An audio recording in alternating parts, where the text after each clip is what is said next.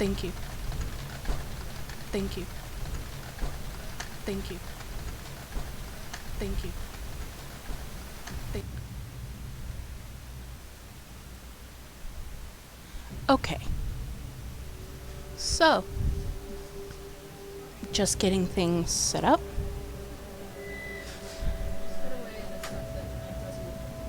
Cool. No, fine. So sorry I'm a little late today, guys. I had to get groceries really bad, and I finally had a chance. Wasn't able to do anything on Wednesday because my headset broke. Hopefully this one's better and lasts longer. And today I'm going to play the Marble Nest. For those who don't know, this is kind of like the demo for Pathologic 2. And yes, you do play as the Bachelor, but I honestly don't know how the Marble Nest goes, so I'm a little interested to see what happens. I mean, I'm sure people die, it's pathologic, but other than that, who knows? You're Daniel Dankovsky, a Bachelor of Medicine and a fighter of death. You have one last chance to figure out the truth. Ooh. Delicious egg. Birdie?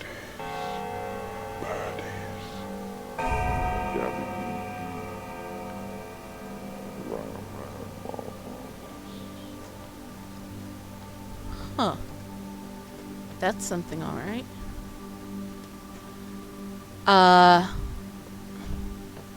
That bodes poorly. Did I just come out of a coffin? Oh, sweet. Wow, he looks dashing, his silhouette. Milk. Used bandage. Traces of the epidemic are omnipresent. Touch. According to sanitary procedures, any object that bears the trace of a deceased person's blood must be burned. According to local belief, it's pointless since the blood will simply appear elsewhere. Alright. Ooh, Executor Cloak. Protects against infection during contact. The pendants serve no obvious purpose, but tearing them off would be a waste of time. Executor Cloak. Orderlies, the volunteer medical assistants, use these costumes borrowed from the local theater as protective cloaks. This is the traditional costume of the Reaper, an allegory of death. Huh.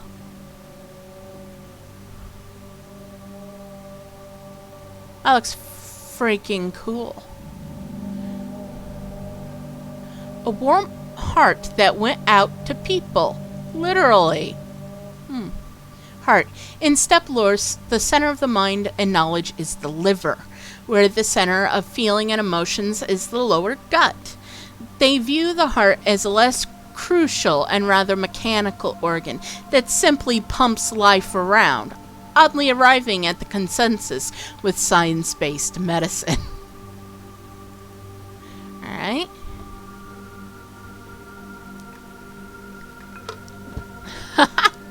Holy crap, that infection! Yeah, you're not doing so well, Dankovsky. Assorted pills of unknown origin. Boosts immunity. Smells suspicious. Scientifically speaking, there's no consensus if immunity can be boosted at all. However, these pills work well. According to the box, they were manufactured more than 50 years ago.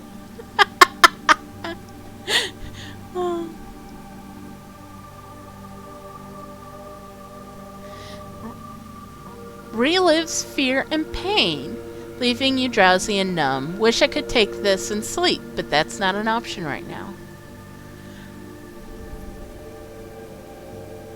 Morphine. A person is only alive for as long as they feel pain. No matter what Katrina Sabaroff does, she remains alive. I love this. These are all different. Which makes sense, because it's kind of like whose point of view is looking at it. Milk, warm, creamy, satisfies hunger and thirst, often offered to the dead. Milk, often used as an offering to the dead, milk serves as a reminder that all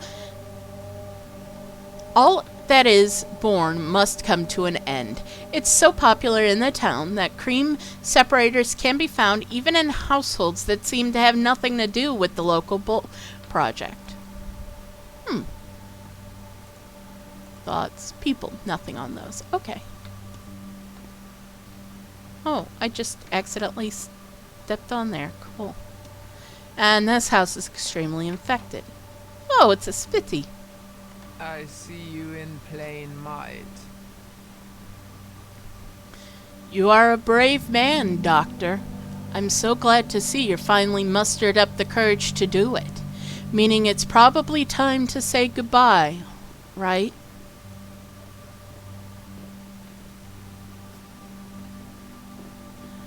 That's rather unkind of you. My courage never faltered in the first place. Well, you are going to die now. Death is awaiting you downstairs by the exit. I wonder if you'll manage to give it a proper answer this time.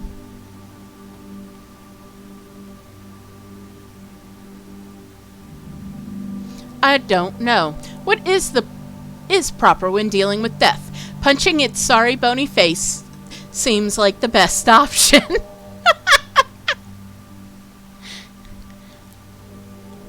You understand the nature of dying wrong. You're even using the very word wrong. You people are bad at dying.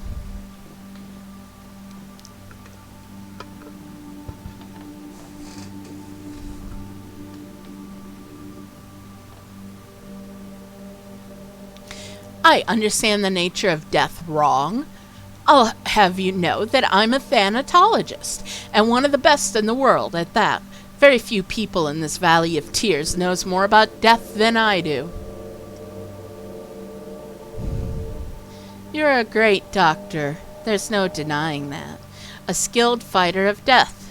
The plague almost devoured this town, but you managed to protect the stone yard from infection, creating an impenetrable citadel here. But take a peek outside, and you'll see that people are still dying. Why do you reckon that is?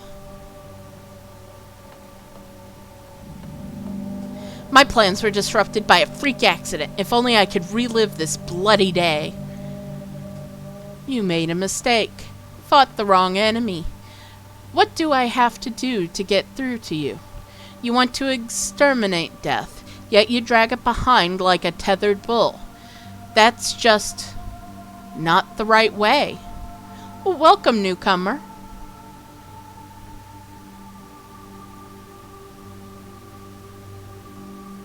Yes, I want to exterminate death, and I'll do just that, rest assured. Farewell, Doctor. You were a good man, but your eyes were stitched shut. Go down now. Death is getting restless. Evil Saturday, foul Saturday.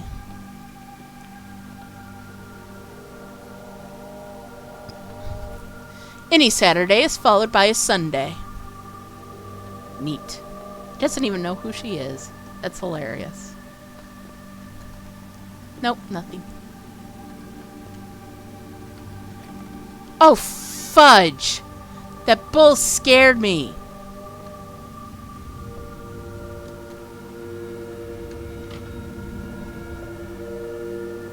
Moo? What is this bull doing here?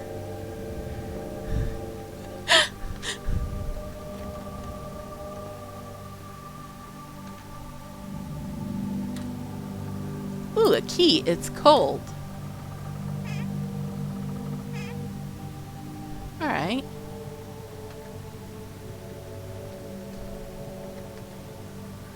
Items. Touch.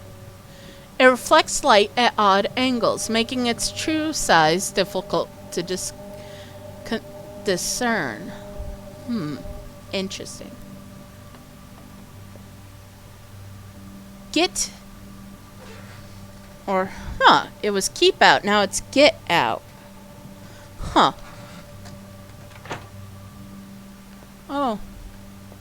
You don't seem to be doing well, ma'am.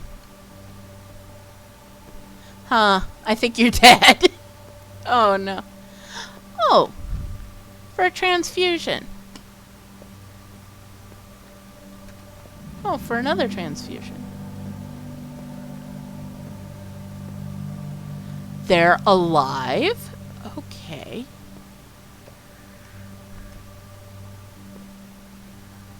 Another transfusion bag. Oh, hi, dude. Loot. Loot.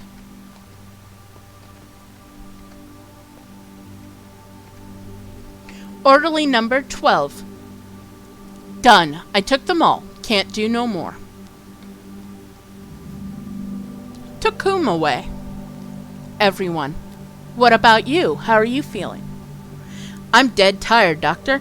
I haven't had a decent sleep for 2 days now. Any more assignments? We're goners anyway. No chance to break out of here. We did all we could.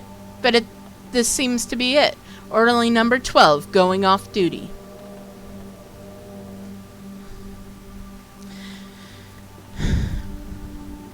We're not done yet. Stay alert. I may need you. One more thing, Doc. Reckon there's still hope.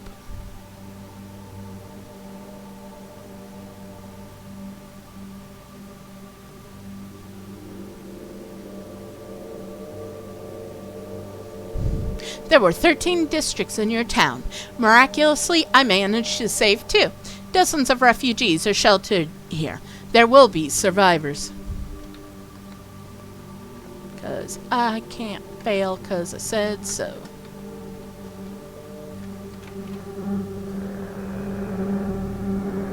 Oh!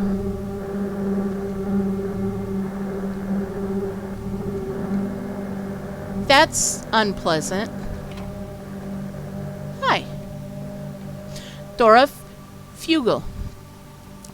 Everything's done. I got a bit of sleep, though. Sorry about that. Shall we proceed with the treatment, Doctor? I thought you were dead. So did I. About you, I mean. Marat and I came to ask you what to do next.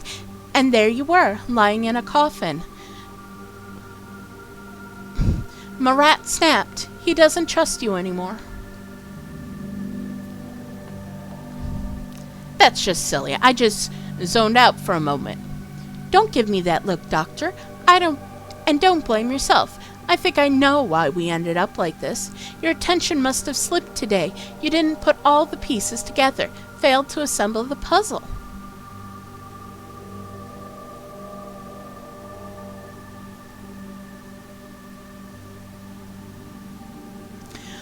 Oh, the condensation. Condescension. Those are 2 different things.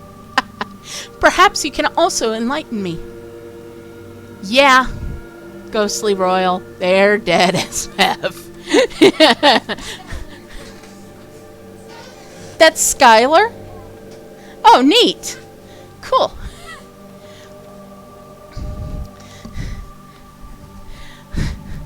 Perhaps you can also enlighten me as to where the source of the outbreak was.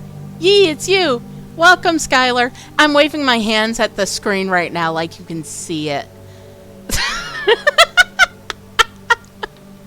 That doesn't work very well. You told us yourself, don't you remember? Everything that's transpired did so for a very good reason.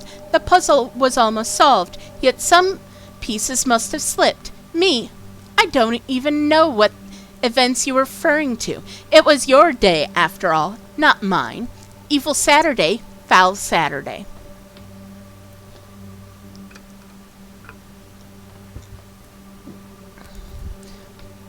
Puzzle is not the word I would use. Yeah, she is. This is a game that's... It's a Russian game. How about that? That's a real good descriptor for it.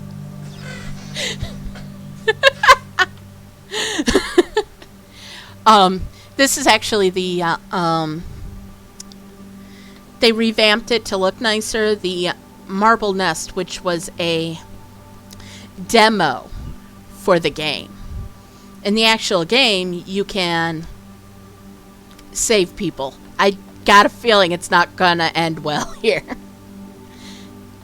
Puzzle is not the word I would use. I'm glad you're feeling better, Dora. Now get some rest. Okay, cool. Oh, he's dead.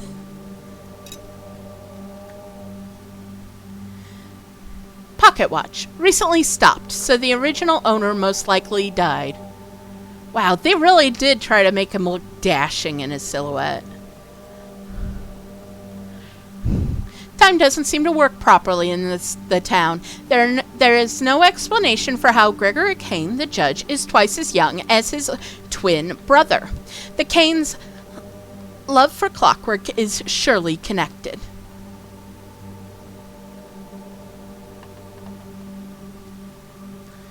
Yeah, this town's freaking weird. Yeah, they're not doing so hot in that room. Hi, lady. Well, I can't go there. Oh, that was a clock. Those are save points.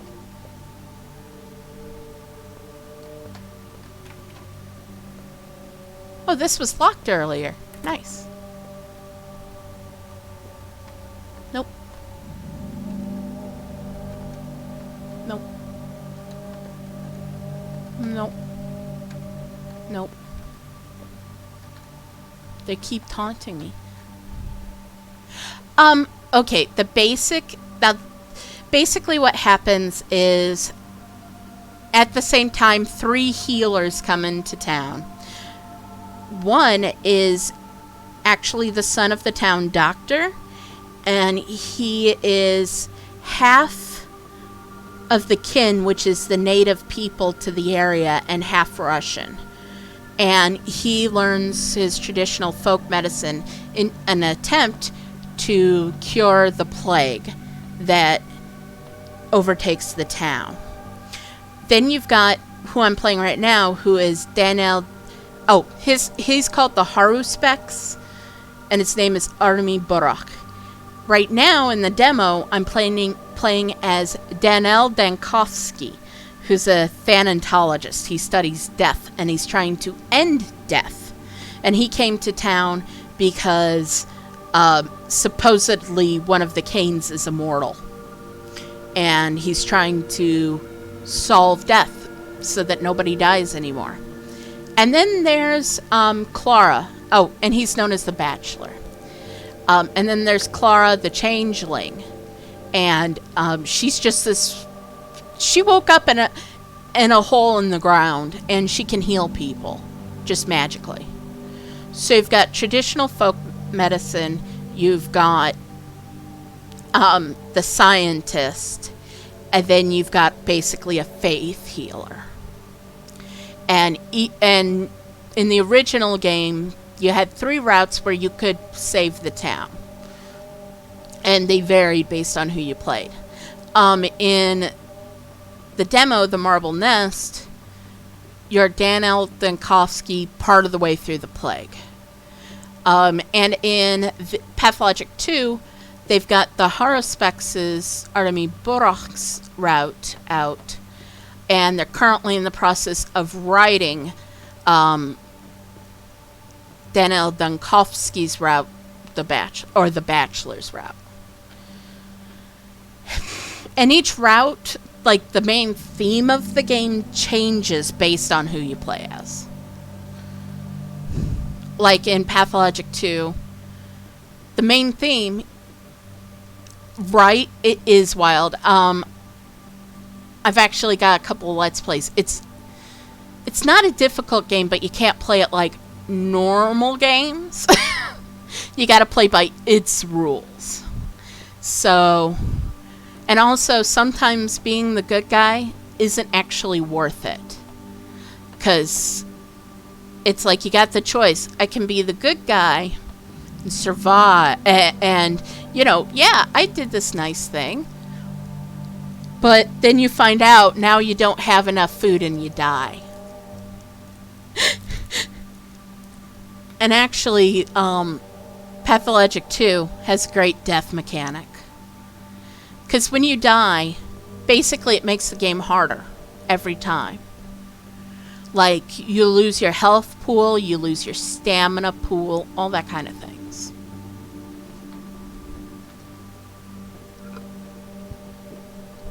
And, it's about perseverance. It's also framed as a play, as a theater play. Alright, let's talk to this guy. Marat Renin. Oh, so it's true. You're given up, resigned to death, thrown in the towel. The great bachelor Dankovsky, a celebrated thanatologist, the scientist who has claimed to have defeated death itself, utterly failed, haven't you? What makes you think I've resigned to die? Oh, and another thing, it's full of a lot of, oh, what's the word? It's full of a lot of surreal moments. Like, the entire tutorial is surreal. You literally learn how to trade with people because you trade your heart for another man's heart. So, you know. Actually, tomorrow I'm going to stream the original game. So, because I've never played the original game. Which is kind of like, people have described the original game as the best game you shouldn't play because it's not very player friendly. I trusted you. We all did. For as long as you lived, so did we. I know it firsthand. And now you've decided you've had enough and marched into the grave meekly, like a lamb to the slaughter. It must feel nice to find an easy way out. The easy way is shifting all the responsibility from your dumb heads to my shoulders. It all just slipped through your fingers. The disease infiltrated the stone yard today, but you didn't notice. Your type would never go through a back alley. Your routes are always the same, from Main Street to Main Square and back. Perhaps you weren't really looking. Perhaps you're in league with it. The epidemic began the day you arrived in town. I wonder if that's a coincidence. Post hoc non propter hoc, as they used to say. Closer.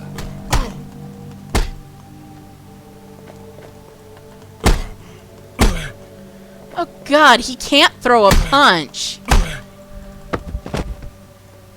Yeah, jerk. I killed him. Oopsie.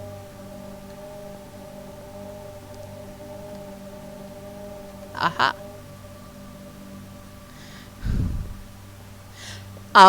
I said he can't throw a punch because when you play as Artemy Burak, he can throw a punch because he's probably the second largest man. Oh, hello, Executor.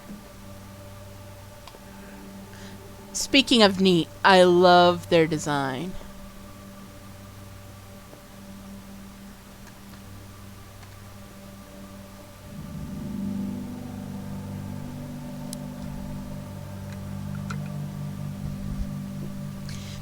The Executor. This is it, Doctor. You fought valiantly, but you've lost. A foe like me is no match for men, and you're no exception. So, are you ready to die? No. That is not what I intended to do. So you didn't understand anything. Stubborn man. You've done more than is humanly possible. You've cordoned off the safe part of town, but it was in vain. I'm here already. I don't believe you. This is all a dream, a nightmare.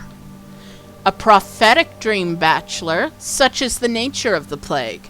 The town seems clean and calm in the morning, but somewhere in the depths of a nondescript house a carrier is already lurking. Come noon, fleas appear in hordes, transmitting the sickness. So do rats. By evening, the whole town is in agony. You've seen this many times already. So, are you ready to die? No. Don't even try. Soon I'll wake up and you'll be gone. No. You may not see me at once, but that doesn't mean I won't be there. I'm telling you, I'm already in this part of town. Please understand that resistance is pointless. You need to come to terms with my existence and accept me, like you accept the law of gravity. I'm Earth. We are of the same nature. Are you ready to die, bachelor? Well, Paramomontus Praemutinus.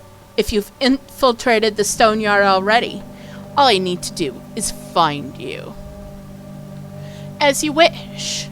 In that case, go and see for yourself. Begone, plague! Out of my way. The bachelor's known for being haughty and a bit of a,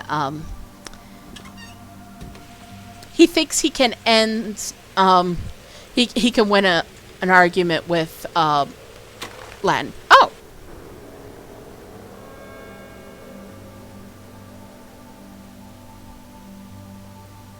By proving he's smarter than her. Oh, it's sticky!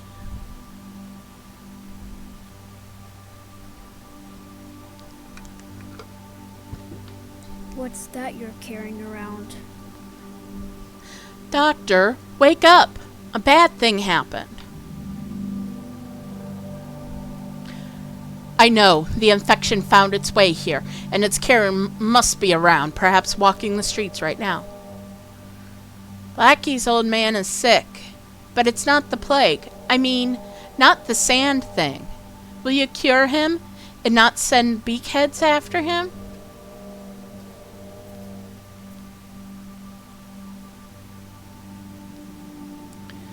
Whether it is the sand thing or not is for me to decide. But well done, lad, waking me up immediately. An hour of hesitation could have cost us the town's life. Also, the judge was here. Demanded you be woken up. I stopped him. Didn't like how the old geezer looked at all. Nuts is how he looked. Hands shaking it all. What do you mean, stopped him? What if it was important? Are you out of your mind, lad? Do you appreciate what's at stake here? He looked completely nuts, I'm telling you. And you look dead tired.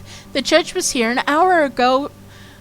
So anyway, must be at his place now. It's next door.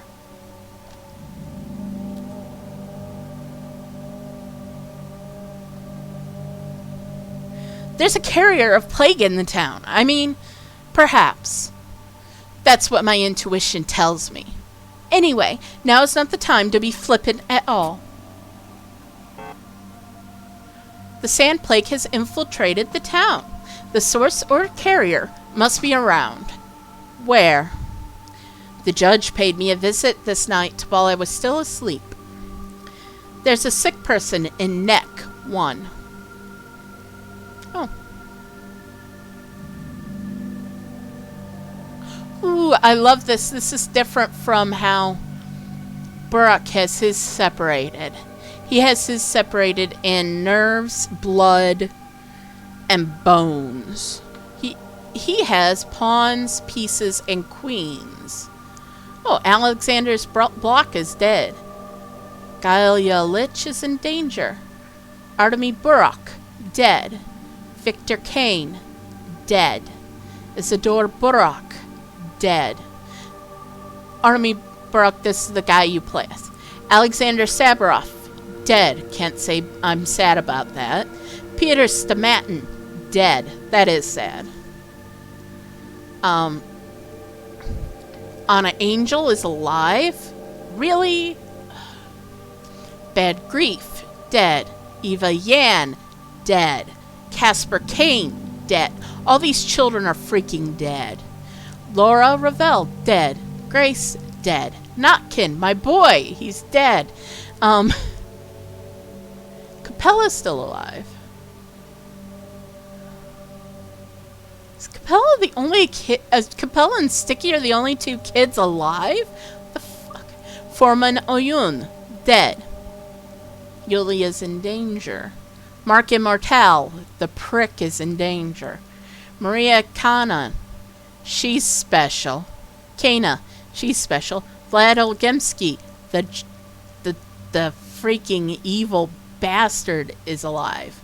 Vlad the Younger, who's kind of creepy's alive. Sorry, I'm judging all of them for you.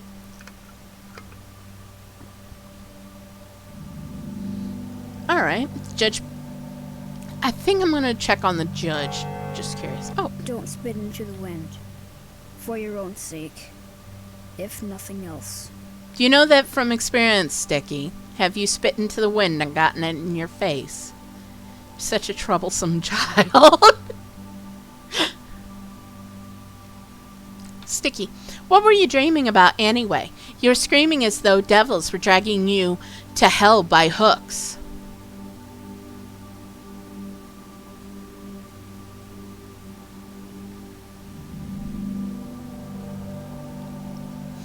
I dreamed that the plague had infiltrated this place, the stone yard. It talked to me and said, "Here I am. The birds are gathering around the marble nest." Whatever that means. I see. Were there bulls in your dream?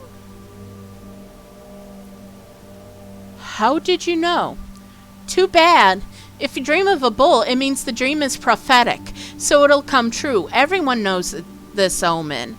You need to see Saba.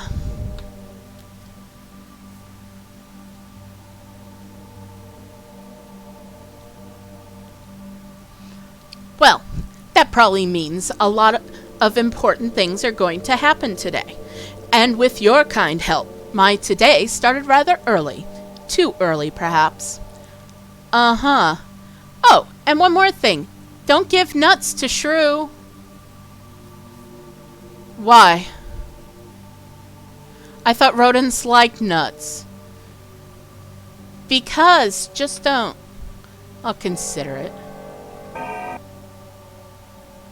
A boy named Sticky implores me not to give nuts to a girl named Shrew. Not under any circumstances. Huh.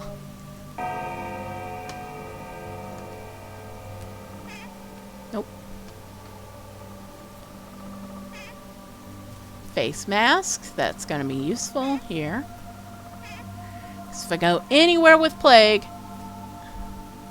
you know the drill. Everybody should right now. Ooh, I found raisins. And a broken ampule of morphine. They can't touch our tower. I don't care if the grass doesn't grow. So long as the tower survives. Huh, okay.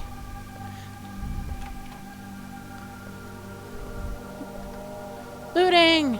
Because I don't know what's going on, and I want to make sure I have everything.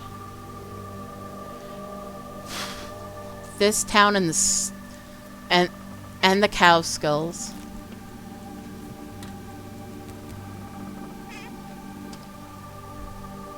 Moo. Oh, I've been here. God, does the game have to with the creepy music? I mean, I know it's supposed to be horror, but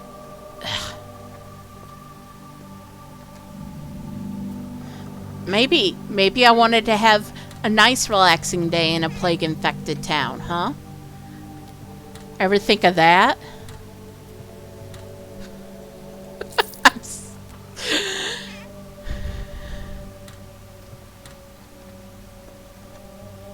There we go.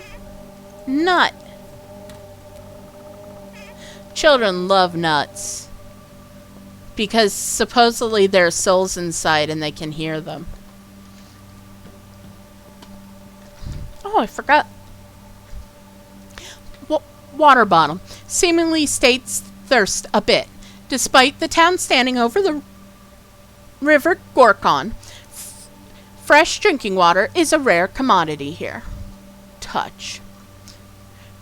Fresh water is brought to the town daily from a spring in the steppe and distributed among the household by water bearers. The Gorkon water has been proven to be clean, but the locals refuse to drink it. Huh. Toast. Soldier food. There's no reason to prefer it to freshly baked bread. Letting bread turn stale is frowned upon. Toast arrived to the town with soldiers' rations and remains undesirable despite being filling. A basic protective item that covers the face. Touch. Common among medical personnel, this mask quickly accumulates infection and becomes a hazard itself.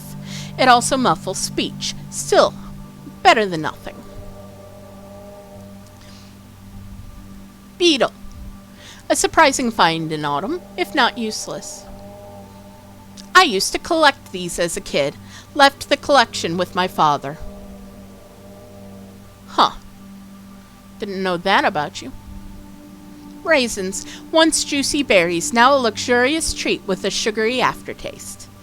You would like raisins, Dan coughs. The locals refuse to eat more than a handful. Perhaps it's because raisins don't spoil, making them a valuable treat in times of famine. Broken ampule. People use any and all means to cure themselves of the disease. Touch. An ampule that once contained either life-saving or life-ending medicine. It served its purpose, whatever it was, and now it's useless. Wow, you are really macabre. Danelle. You're a thanatologist, so I guess that makes sense, though.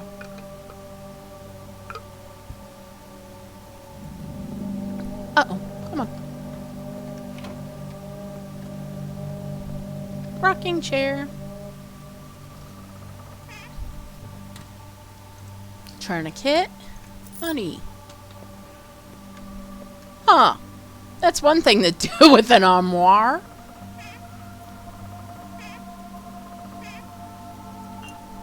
Morphine. I've already read that one. Oh, interesting. Huh. That's a neat poster.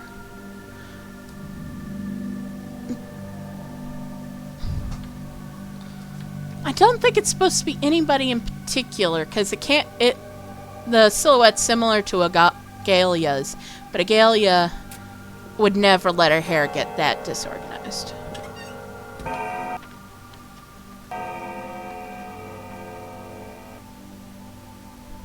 Orderly number 6. Gregory Gorky, number 6, here to report to you, Doctor. Well? Generally, the coast is clear, sir. No signs of plague. I'd say you've won. Congratulations are in order. As for us, we're leaving this part of the town. Our place is across the river. Still, work to be done there.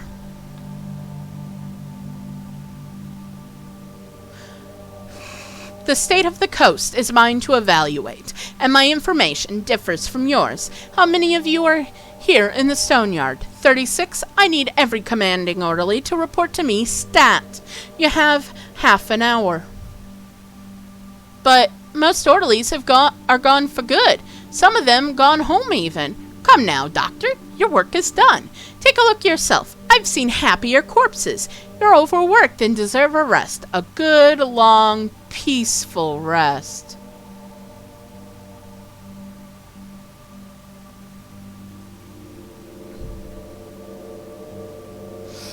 There's no rest for the wicked. I never dismissed the orderlies, so why are they gone? Do my words mean nothing? There's simply nothing left to do. The coast is clear. There are several orderlies who have not abandoned their duties. They're probably still out there guarding suspicious spots. They insist on staying unless you withdraw orders personally, Doctor. Bootlickers, if you ask me. Subservient show-offs.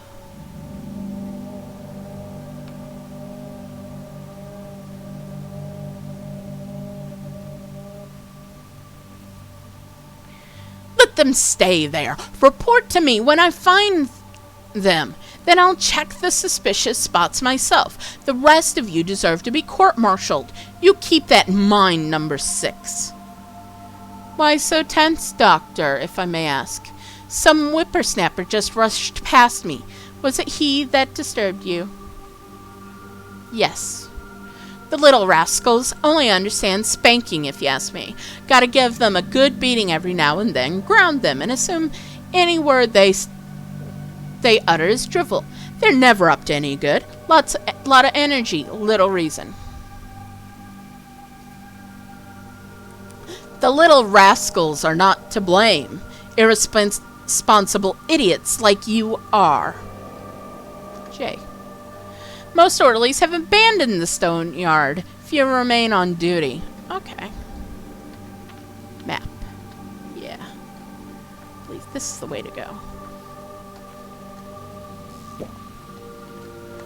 I want to speak to Gregory Kane. You rarely get to as the Bachelor. Because, well, frankly, they don't see eye to eye at all. Mostly because Gregory is like... And most of the Kanes see people as tools. Or, as he once put, larvas that haven't quite fully evolved yet.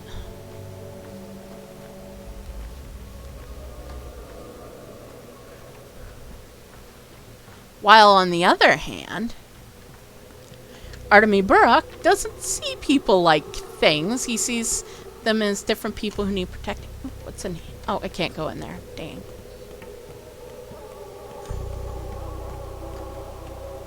Ooh, I can talk to these people. I wonder who they are. Committee clerk. Oh, no. Doctor, would you mind settling an argument of ours? You are, after all, an outsider in this town, with a clear head and a fresh outlook. We've been arguing over the reasons for the sand plague outbreak. You would, of course, agree it happened in this particular town for a reason, wouldn't you? Indeed. I don't believe in random chance. As a matter of fact, the town is nothing but a machine produced to challenge the limits of human potential, and our ideas of how people connect to each other, our very relationship with nature. For more than a century, the three families ruling us have been running such experiments on the local population. You found yourself in a utopia.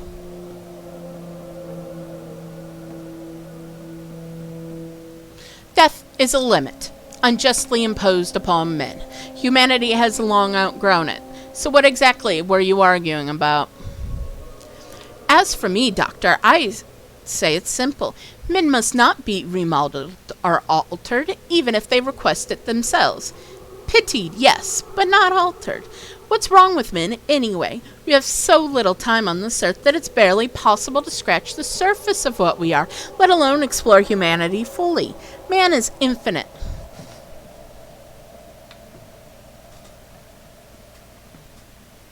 To the contrary, man is far too finite. I don't know. I only feel that this is the root of the problem.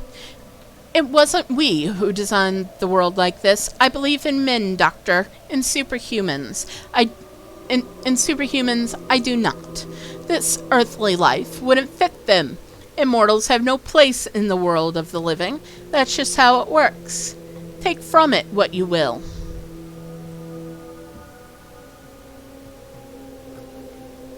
That's some fever.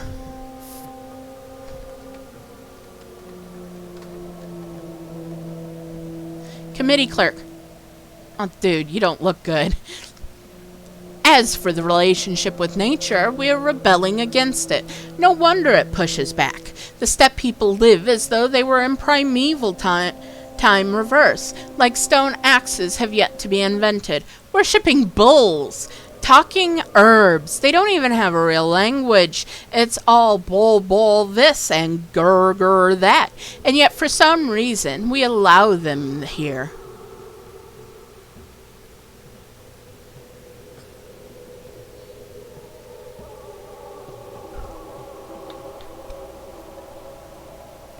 But they do have a language, a rather beautiful one at that. What about the sacrifices? I'll have you know, they still make those. It's all simply wrong to entangle different ages within the same place is all. Their age is different. Our time is broken. It's crippled, Bachelor.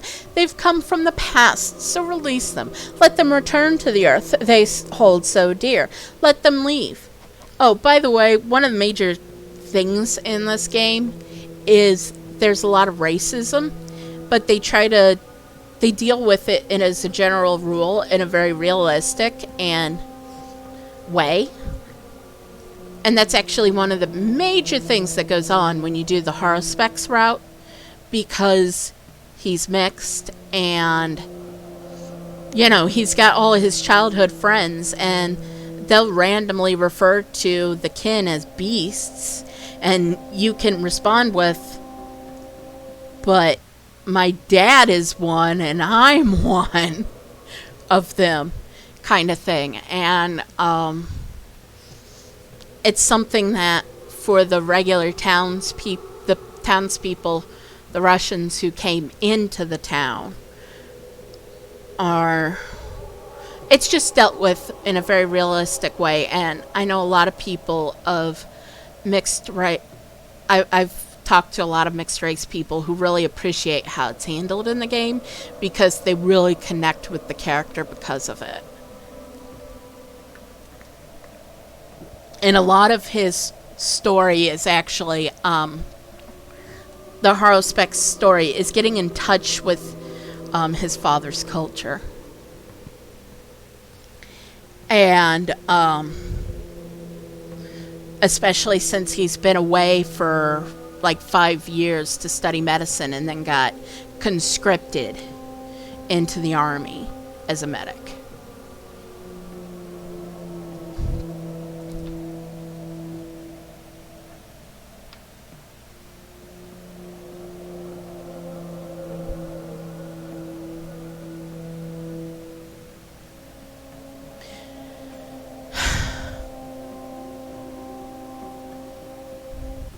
Is someone holding them here?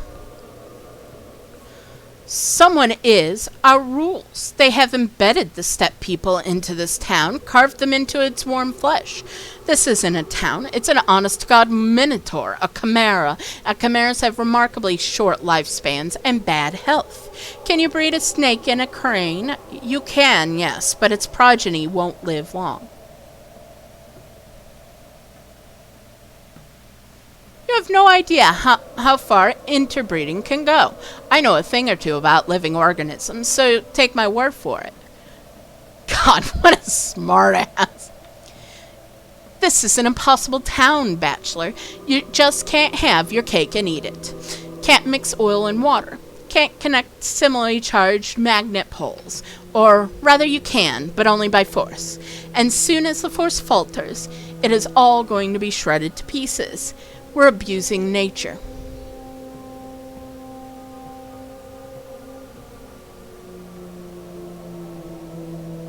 If not for rebellion against nature, we wouldn't be able to use fire. Committee clerk. I think it's all because of the polyhedron, that gravity-defying tower the children play in.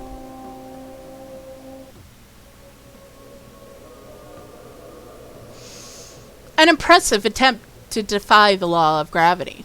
History already knows an example of people trying to erect an impossible tower. It ended in tragedy. However, your edifice looks complete. Do you believe in God, Bachelor? No, I don't. There's only one thing I'm certain of. If this was an ordinary, common as blackberries town, there would be no outbreak, or it'd have been something equally common and ordinary, like cholera or pox. Post hoc non propter hoc. Don't mix correlation and causation. Yes, he is the kind of guy who's apt to just...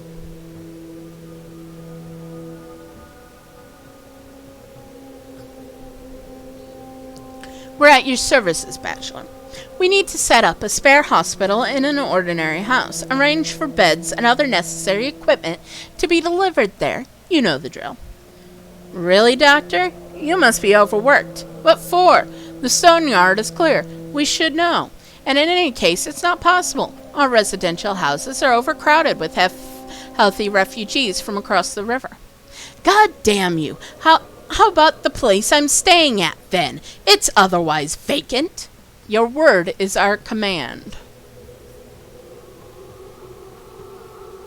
Good. And as for you, stay here. Stay alert.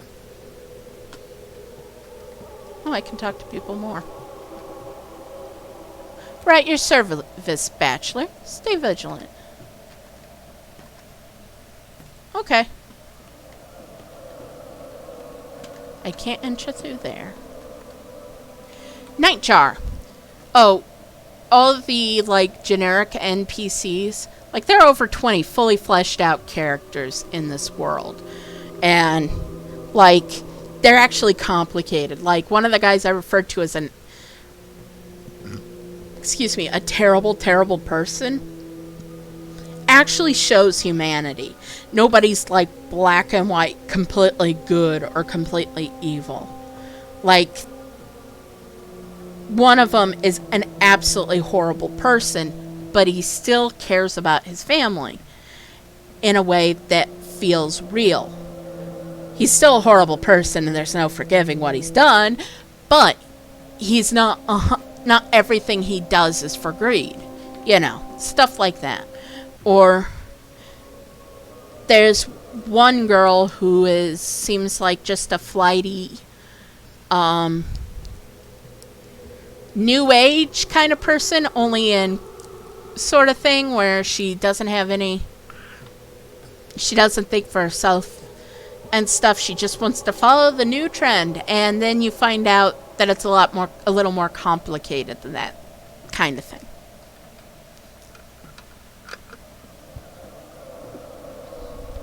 Now we burn the cathedral down, right? It's there you're heading, ain't it? To give the order. You're a fervent theomachinist, I take it. Well, I mean, you ordered everyone who so much as sniffled to be dragged there, didn't you? Locked them up, let them stew, didn't you? Stands to reason, I think. The only thing left to do is burn the place down and be done with the stinking sand pest. I ordered suspicious people there, not sick, to be tended to, not locked up. And don't get me started on the rest of your ideas. Give you people an inch of rope. The folks I saved, and I saved some kerosene for you. Need it? Sorry, I have to go. Need to go to the cathedral before your kind friends show up there with kerosene. Great. Town's lost it.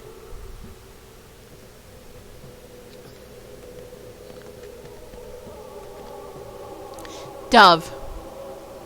My husband's been dragged to the isolation ward in the cathedral. He needs to be let go, Doctor. Why are people still confined there? There's no need for them to be. What with the disease having been eliminated and all.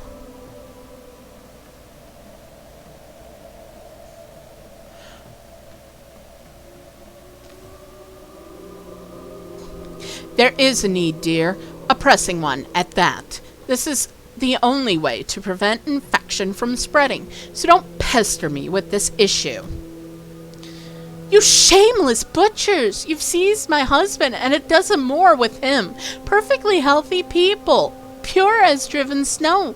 My husband doesn't even get colds. His cough is due to the coal dust. He works at the railroad station.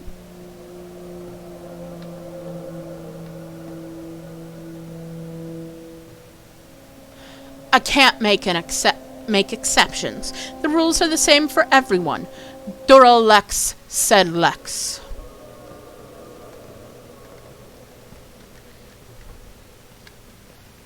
Ooh, a tragedian. They're always so awkward. Doorkeeper. The judge has lost his mind, Bachelor. He denies the obvious, claims the epidemic is still here.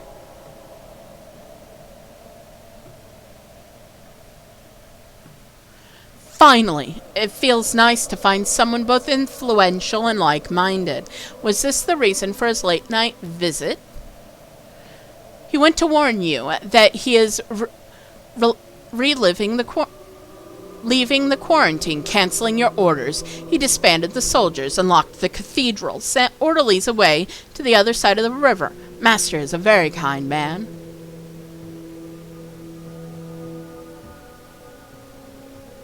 What? What did you say? I want to hear it once again. Has your master truly gone mad? I know very little. The judge is a brilliant mind. Master used to be extremely shrewd and conscientious. Help him, doctor. Perhaps pills or leeches are in order. A bloodletting, maybe? Quite so. I would very much enjoy offering the judge a good bloodletting now. J. Judge is actively sabotaging my efforts to fight the sand pest. The judge is seemingly the only person around who doesn't believe that the outbreak has been curbed.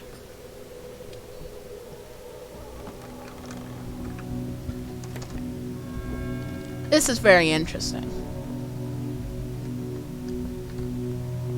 I guess I'll save.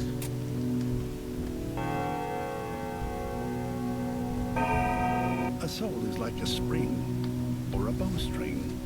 The harder you pull, the further your thought reaches when you release. Gregory Kane, the judge.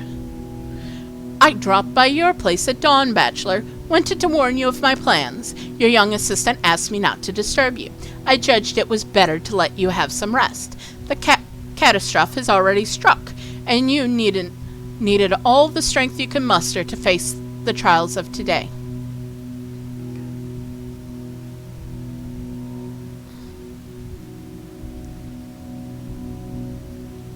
What have you done, Gregory? I erected every possible defense so diligently, and it's all ruined now. Everything I worked to achieve. Quite so, for I am the judge, and as commonly agreed upon, I boast a certain level of intelligence. It's plain to me that you are on the verge of shredding me to pieces, but still your wrath. As the great Athenian once said, strike if you will, but here.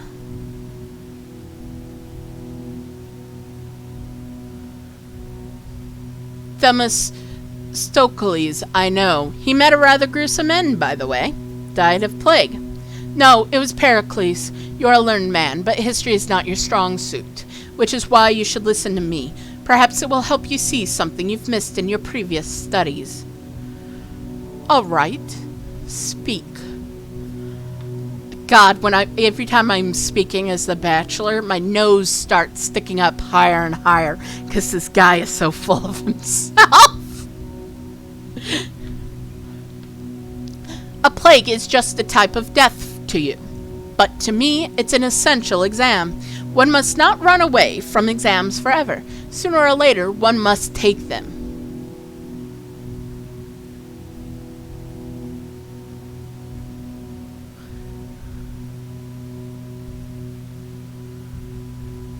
An exam? Explain yourself. This is rather unexpected.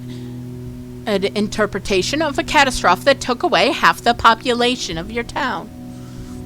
I have built this town, Bachelor. It's very unusual, you have to admit.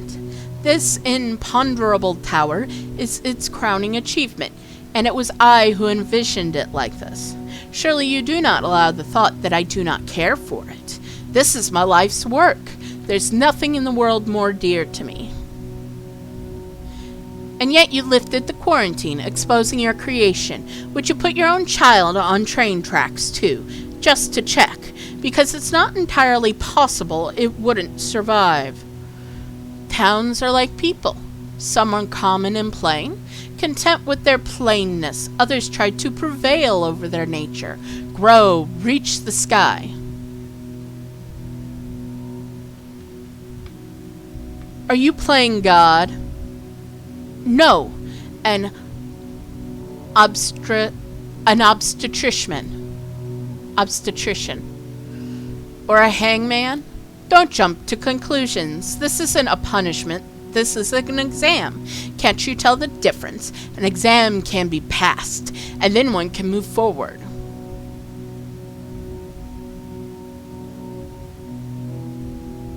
And yet your town has obviously failed it. Let us not jump to conclusions. don't you care for casualties? According to my statistics, some 15,000 people have died. Your compatriots, your followers. My heart aches for them. This is dreadfully cruel, but perhaps the thing we are trying to build can only be erected with the help of those who have passed it. The exam of death, who has learned not to fight it like you do, not deny it, but rather understand it? No, embed themselves into it, use it. Humanity has learned to use the law of gravity, hasn't it? There's your proof. Just look out of the window. There was a time when humans could not brave the sky, but that time has passed. You make a reasonable point, and it just gave me an idea. Never mind, though. You seem to have forgotten something very dear to That was the Haruspex voice.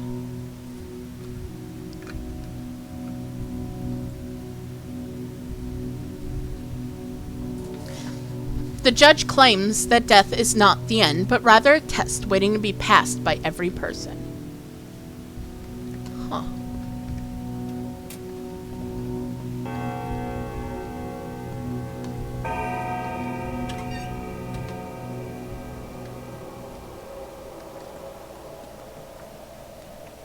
All right.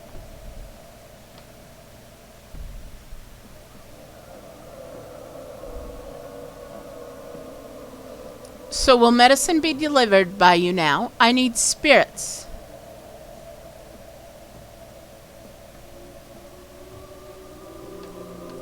Resources are to be distributed by the headquarters under the judge's supervision. Haven't you been informed? So what of it? Wasn't it you who ordered the drugstore locked up? Us common folk are afraid to go there, never mind that it's on the outskirts. No meds in the headquarters, no meds in possession, and them soldier lads won't give us none. So how do we get better? Ain't God's way, this. Why do you need medicine so badly? Let me look at your pupils. Come now, Doc, I'm healthy. Only asking for my fellow man. Right, and to raise your spirits. The drugstore.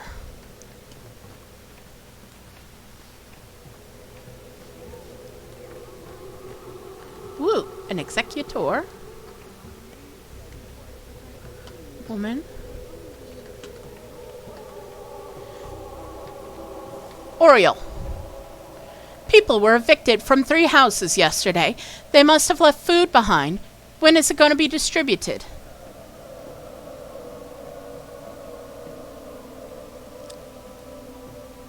I suspect you're mistaken. Each household was provided 3 days' worth of food for the isolation period, the bare minimum, so I very much doubt there's anything edible left anywhere. I don't know, but there may be goods inside, and those houses stand deserted anyway, so why won't they let us in?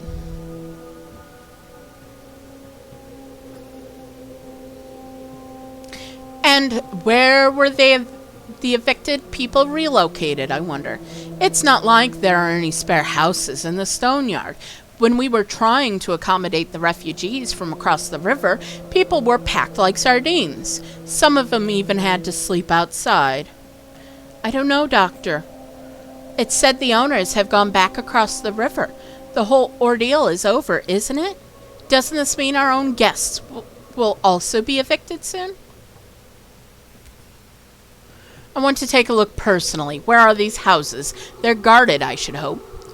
I don't know. Rumor has it there are soldiers standing watch.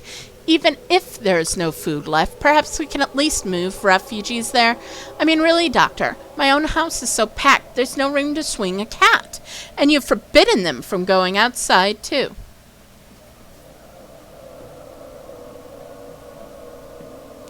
I've forbidden everyone from going outside, yourself included, but my words seem to have fallen on deaf ears. Yes, you can look at me. And it's the beautiful polyhedron.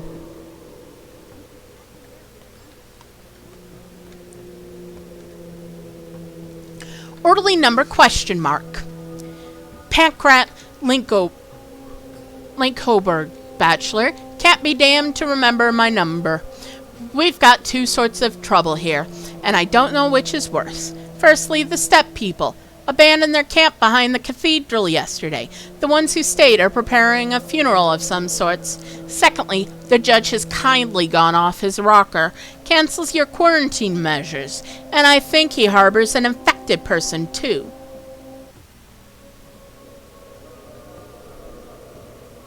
Can't be damned to remember your number?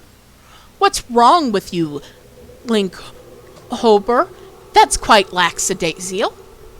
You're being unfair, sir, what with all the big words. If I lacked anything, I wouldn't be standing here. The rest of the band went home, you know. The judge dismissed us and said your orders were invalid. Why in the world would they be invalid? Have you lost your marbles?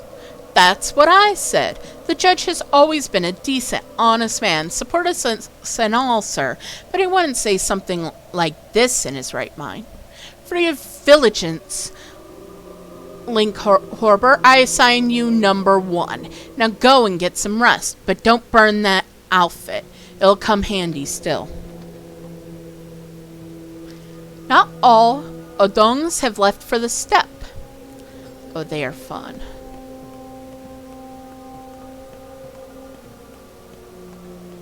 Wait, first I'll go here. I mean, it's on my way. Oh, it's a guy. Sergeant. Staff Sergeant Plover, contrary to the instructions of a representative of local authorities, Judge Gregory Kane, I kept my squadron on security duty. Your orders, sir? Yesterday, the cathedral was filled to the brim with people who exhibited signs of the sand plague. I hope they're all still inside. Are you kidding? Gone with the wind. Why are you still here, then? I don't want to be court-martialed. It wasn't the judge who assigned us here. And it's frightening, too, Doctor. One can't be too cautious. Scared of what? A couple of them stayed inside. The rest have scattered. But these ones must be the mites. The plague bearers, either dead on their feet or responsible enough not to flee. We haven't checked. You don't need to do it. You have my gratitude, Sergeant. It is a relief to see that at least one person still has a head on their shoulders. Alright.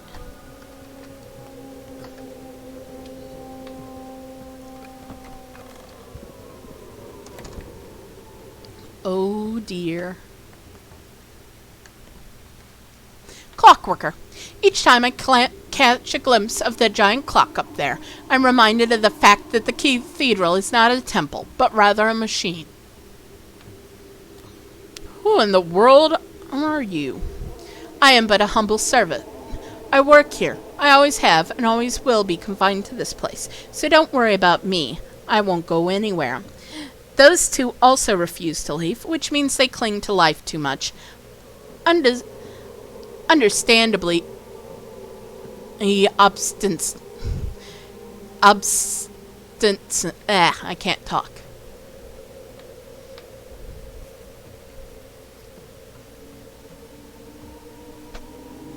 This cathedral sounds more like a cold room than a machine, a gateway protecting one from non-existent. You're quite right. If they leave this place, like those poor, careless souls from before, they'll simply die. There's no doubt about it. You're either a fatalist or a fanatic. Cathedrals can't save people from plagues. Look up, Bachelor. Can you see the clock? Its hands are frozen. Outside, they won't live to see the evening. But in here, nothing will threaten their lives until the time starts running again. If you can call this pathetic, feverish crawling inside a heartless stone belly life, that is. All right. Less small talk and more examining the seekers of life eternal. What are they called anyway? Adam and Eve? Marat and Dora. That'll do too. Don't listen to him. He's raving. Thinks he got thinks he's got sand pest, but I know perfectly well it's mere consumption.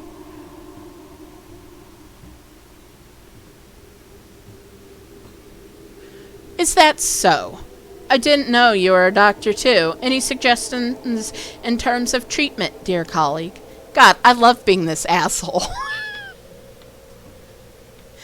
For as long as we're here, we remain alive. That's what matters. Just leave us be, I suppose. Lock us in, if that's what safety demands. All I want is to stay with him some more. And now let me feel your forehead, please. She's unnaturally pale and drowning in sweat, but you see no other signs of sand plague. The vacant look and general unfocused appearance betray a commotion of the nerves that passes general anxiety.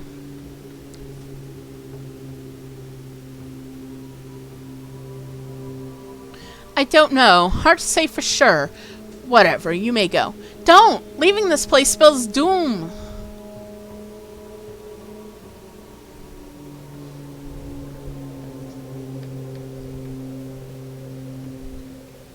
What makes you say that? Your chances don't look that bad. As for your friend, give me a moment to examine him.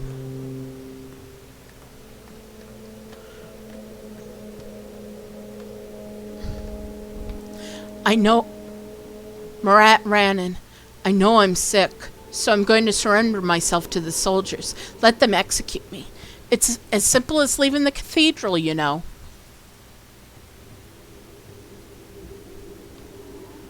Extend your arm, please. I'd like to check the pulse. And look me in the eye. The symptoms do remind you of the sand plague, fever, dilated pupils, slurred speech patterns. He will not live to see this evening, but a person sick with sand plague at this stage would also have yellowish skin coloration. It's hard to say for sure.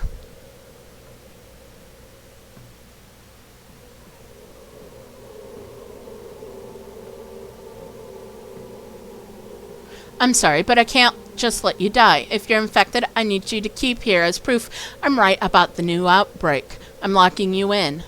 Dora wouldn't leave me without me. You have to find a way to trick her. Tell her I'm okay. She doesn't belong here.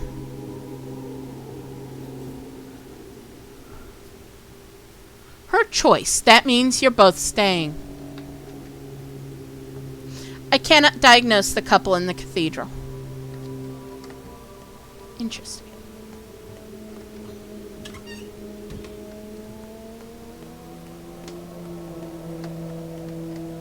Let's try to see the people back here.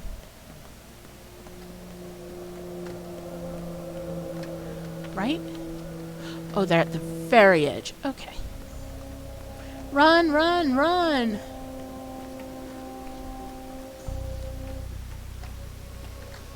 Oh. Dove. There are soldiers guarding the drugstore. The one by the bridge, I mean. Won't let anyone in. Means they'll open it soon, right?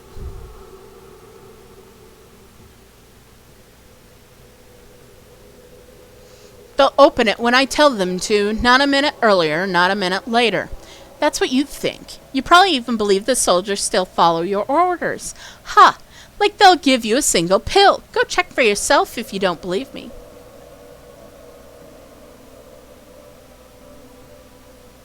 The soldiers follow Captain Longan's orders, or General Block's, if by some miracle he got better, which I doubt. Sand plague is incurable. For you, maybe.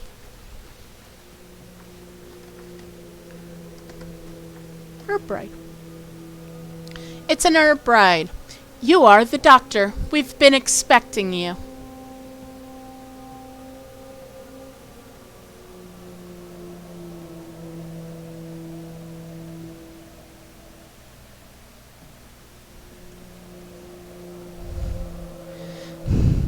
My good people, who exactly are you planning to bury? I'd like to examine them first.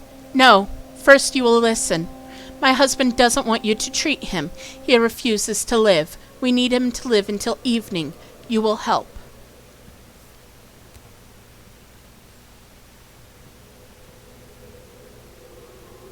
Until evening, and then let him die, right? Yes. All right, let's get to it. Where is he? Go to the yurt. You're the doctor. You will help. It's nice to have everything decided for you. And Odong is on the brink of death, but he can't be operated on, not without supplies. Okay, I guess maybe go to the drugstore?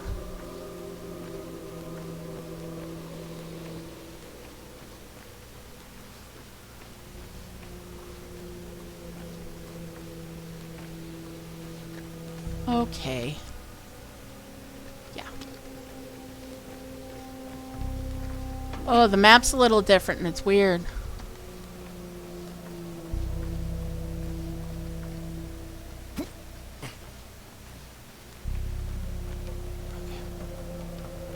Oh, those must be the yurts. Steppe has 1,000 eyes.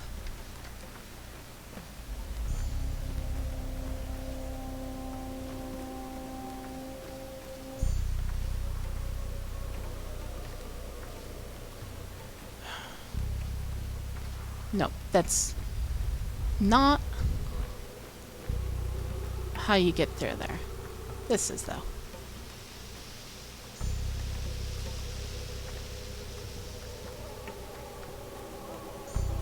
Let's get some water.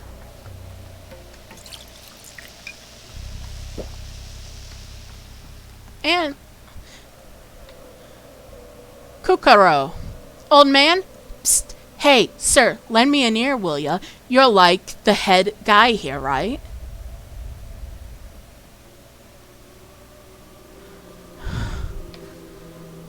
And who are you, lad? I'm Kukaro. I'm a local. Khan Kane's best friend. You ask around, everyone knows me.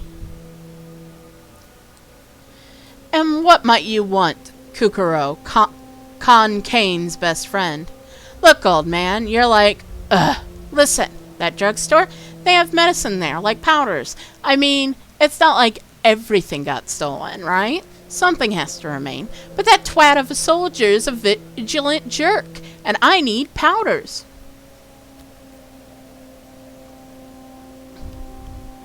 What for? If you're sick, you're not taking powders, you're coming with me.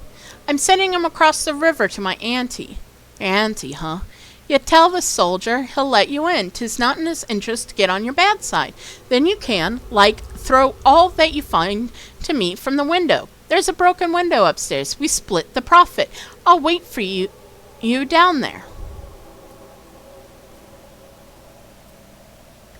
You'll wait for me. Yeah, right. I require a more inventive scam to be fooled. I mean it. Word. There's no other way to get anything from that drugstore. We can help each other. Come on, old man. Everyone knows me here. You just ask around. Kukaro's a man of his word, they'll tell ya. I'll wait by the window. I promise. Got a cig? We'll discuss your smoking habits if I find you waiting for me when I return. Let's try this great heist of yours. Okay. Guard, good day, sir. They say you beakheads raided the den at the atrium last night. Found a huge bunch of them wicks, did they? Wicks? Them infected gets. Get themselves a pretty little nickname, they did. The ones that are burning and hiding away from the quarantine are wicks. Those who cover themselves in rags, the responsible ones, are mites, as in dynamite. So, did the beakheads really snatch themselves a bunch of wicks? I don't know. Never heard a thing about a raid. And look at us here, guarding the drugstore, our bunch. The order that's not a thing to be taken away from the store. Terrible danger. Who gave the order? I was told yesterday that General Block passed away. Indeed he has. The man's been bulletproof for so many years, but the plague finally got to him, bless his soul. Captain Logan is in charge now. He gave the order too. I see. What a pointless loss. I'm just doing my duty, sir. If this is an inspection, I can let you in. We'll have to search you after, though. Sorry about that in advance. Safety measures and all. Nothing is to be taken from the store. Not a single item. I mean, personally, I respect you, but orders were clear. No one wants to have their head court-martialed. Don't worry. I have your head covered. Nice.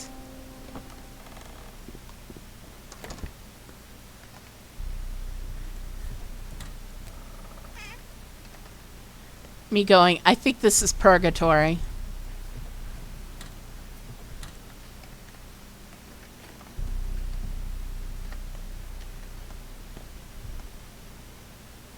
Just like an apothecary. Broken ampule, morphine, immunity boosters.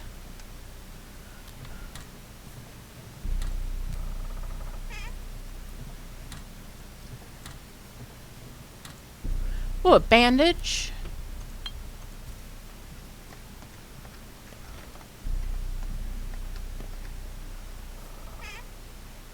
Ampules panacea. Yes.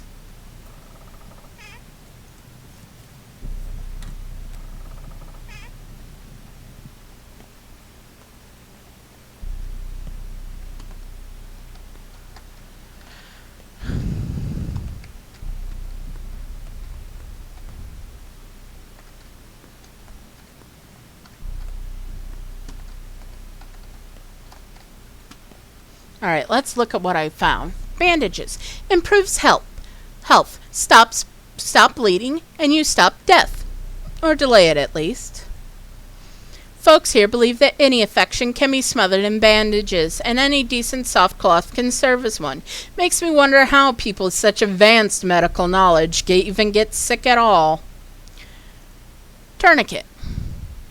Rubber tourniquets are regarded as poor quality by the townsfolk, who prefer the locally made leather ones.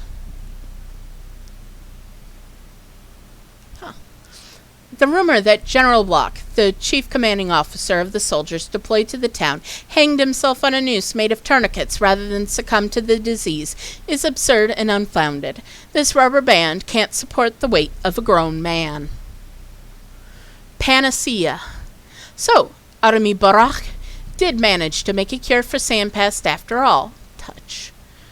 One vial can't save the town, but it can save someone, if only it can figure out what it's made of. Blood. It's made of blood. Because everything he makes is made of blood. And Anadong is on the brink of death, but he can't be operated on, not without supplies.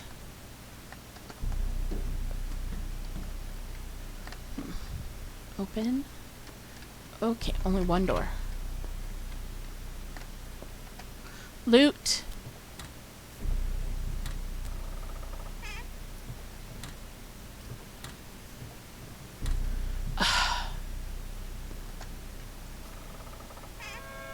Oh, an executor cloak.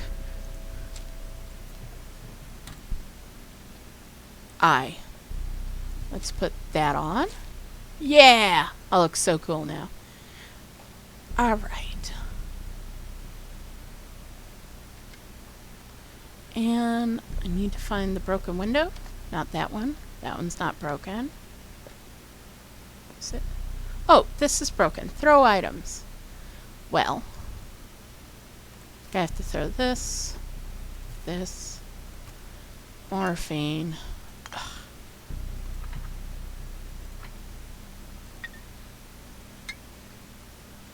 And I don't think of anything else.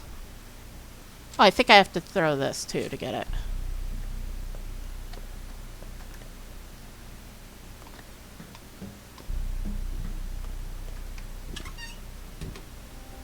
Sorry, Doctor, but I'm going to have to search you. Nothing to be carried out of the store. I warned you, so no hard feelings, eh? Go ahead, do your thing. I've always dreamt of being searched like a common thug.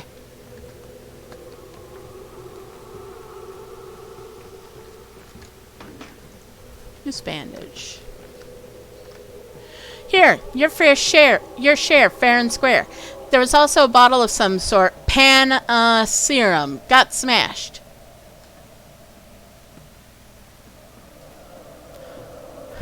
Damn you! Do you have any idea what panacea is? That bottle was worth more than your weight in diamonds. Well, perhaps there's more in the store. Go ahead, I'll wait. It was a serum that could cure the sand pest. Enough for several lives, perhaps. Unique, too. There's no one left to make more. Alright, cool. See about this Odon. Because I think maybe I have the supplies now? I'm guessing.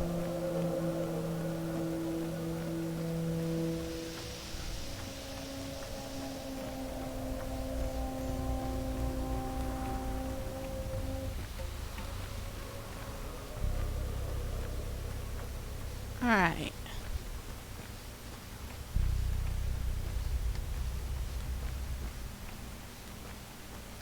We'll find out here in a minute.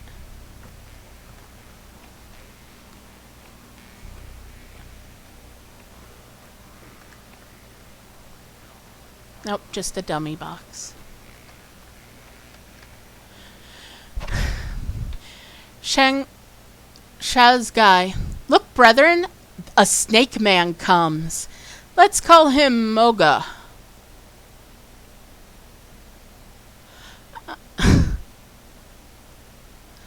Moga, lovely, very evocative. Oh, it's probably because of his snakeskin coat that he wears because he's extra. Herb Bride. We're not allowed to talk today. There's a celebration. Well, congratulations, I guess?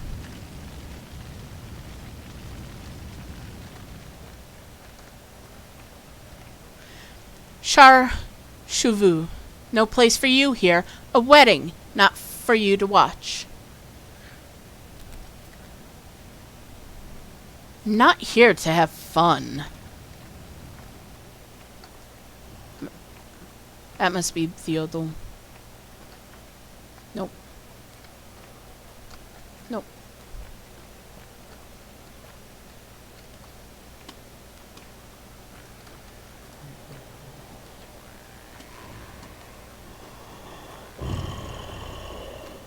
Oh, I love these boys.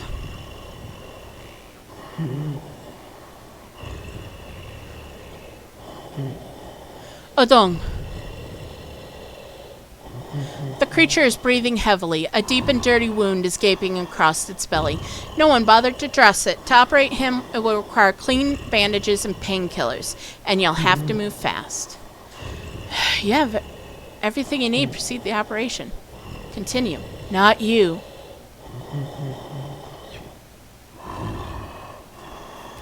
Who did this to you? This wound looks suspiciously self-inflicted. No, not the lines. Not know how to cut open. Go away, outsider.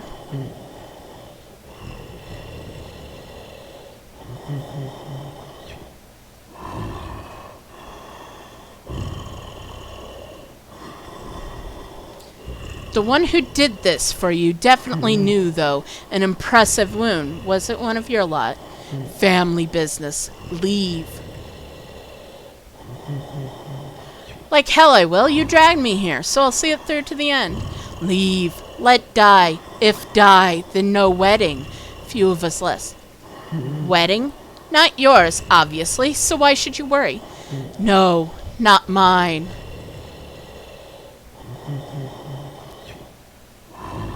All done. No drinking until the evening. No touching stitches. No gratitude expected either. Jay. Hippocratic oath was observed, but it wasn't plague.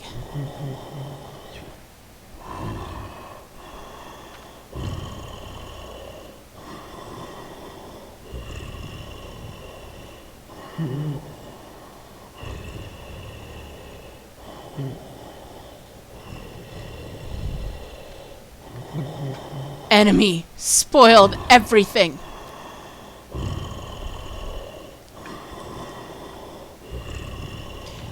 I'm touched. A patient's gratitude is the most rewarding thing a doctor can hear.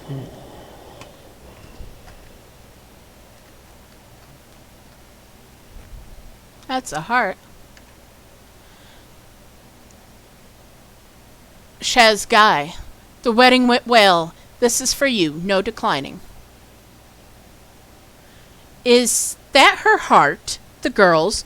The one who danced? No declining. She chose herself. She was betrothed to the earth. The wedding went well.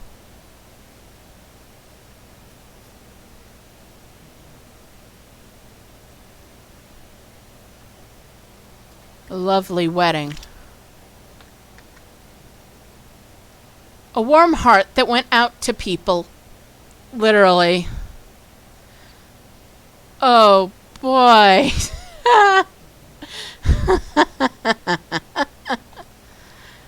Oh, dear. Oh. That's Nara. Hi, Taupe. You get to go down.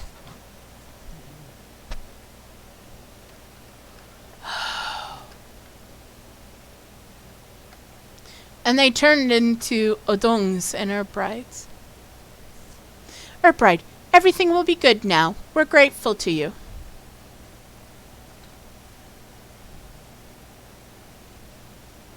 Never seen better. We fear neither pain nor death. One is immortal when the kin lives. You wouldn't understand.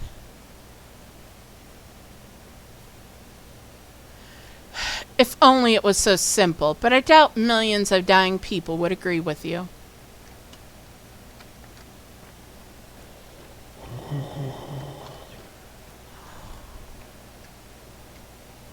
These two must have done the surgery. Okay. She's in the nutshell. That makes sense. Oh, wait. Khan died. Alright.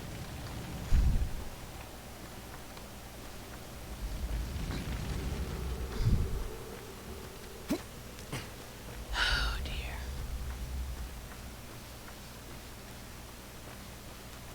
This is really interesting.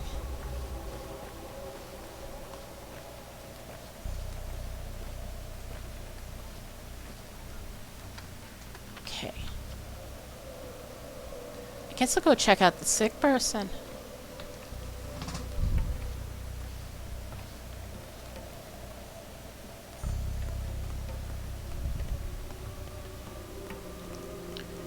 No, I had not played the Marble Nest, really, yet.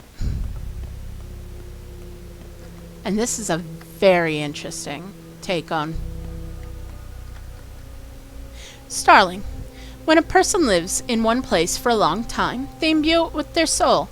Even after they die, the particles remain, filling the place. It's good you lock down the houses of the deceased and forbid anyone from moving in there.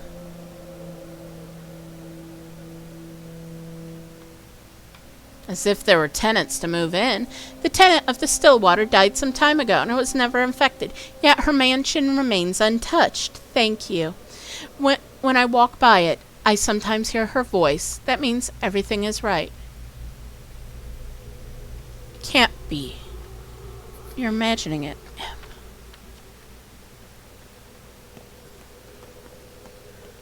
Alright.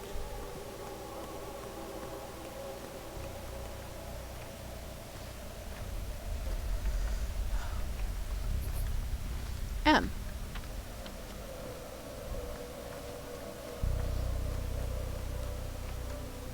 Finally, you're here, Doctor. I shooed a bunch of children away. They tried to sneak in. I seized lockpicks from them, too. Didn't find the heart to shoot. Forgive me. They're just children, after all. Are you all insane? Bloody hell. I never ordered to shoot kids. Well, sir, kids often ferret about empty flats, and the owners of this house were evicted. Here, sir, 2 lockpicks I confiscated. But they're still they still got more. They never back off. I know what I'm talking about, sir. I was just like that myself. Why were the residents of the house evicted? For some reason, people from the Crucible came by, told them to vacate the premise.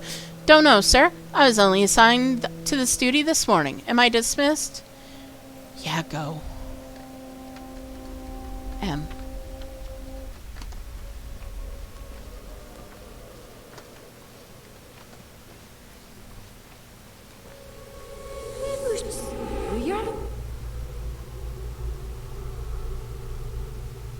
Interesting. Noon has come. Each setting has changed. So what? We go back to work, with the stinking plague defeating and all. Means I have to return to the factory, is that it? Isn't your factory across the river in the very center of the outbreak? You're right. So how do I get back to work then? Here's how. Go to the nearest soldier and explain you're a volunteer willing to fix barricades. Got it? Then off you go. Well, calamity's over, ain't it? Hence my questions and all.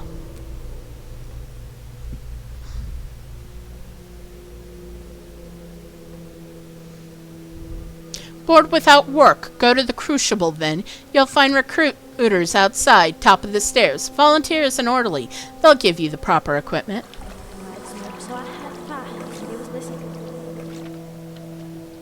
Oh dear.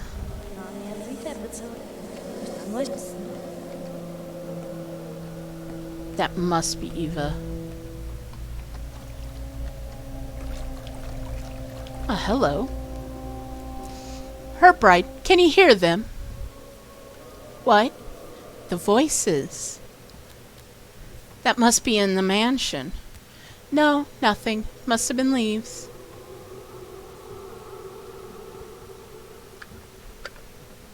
I used to live in this house, you know. That's where I stayed when I came to your town a week ago. At Even Jans, I know. And then she died. Do you know why?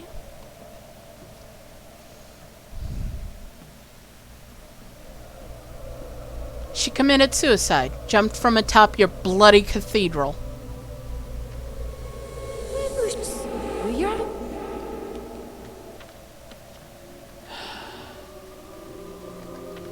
Ow, my heart.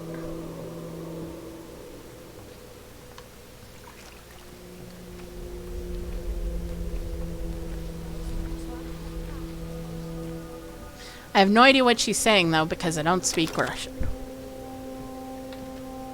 So it's noon now. Wonder if that's something in this demo that you activate after you do something. J. There's something strange going on at the bridge square. Ah. Yes.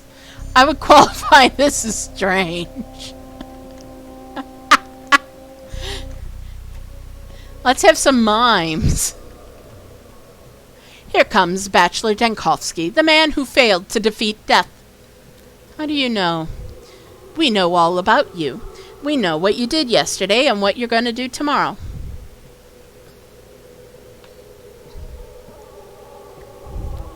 If you're so smart, kindly tell me what I'm doing now. Now, making a fool of yourself by talking to a fool about his foolish endeavors and engaging in various tomfoolery, wasting priceless droplets of time. We have very little of the latter left, by the way. Have our days been numbered by ourselves? Or were they were ours? Mine were numbered by me, written down neatly, and are now kept in perfect order. Everything will be decided this evening, Excellency. A terrible appointment is in store for you, and you will not emerge from it victorious. Indeed, we do know the key to victory, but alas, it will be of no use to us, Bachelor Denkovsky. Why is that? Only a man with an open heart can overcome such adversity. I've already taken a heart, undoubtedly an open one. Oh, Excellency, what a sordid sight. Sorry for underestimating you. You definitely do have, how shall I put it, a creative touch. But this is pure madness. You can't take things so literally. It looked too fitting to be coincidence. Come now, Excellency, come now. Do you think this is some sort of game? Even if it is, it's most certainly not played by your rules. A game is a cage, and you fail to break out of it, you lose. We know what we're talking about. You promised to help me with this evening's appointment. We just did. A very fitting coincidence indeed. You mean that thing about games and cages? Never agree to play a game if you don't understand its rules. The stakes are too high, and if you already have, challenge and change those rules, Bachelor Dankovsky. Challenge and change. Thank you. I'll think it over. You're being stared at. You're being stared at. The tragedians believe I have no heart. I have a heart now. Perhaps the tragedians would like to have a look. I misinterpreted the tragedians. A terrible appointment awaits me this evening, no matter what. One shouldn't play by the rules, not even if the rules of this very game. A source or a carrier does not matter. What matters is discovering how to defeat the disease. How can it be done?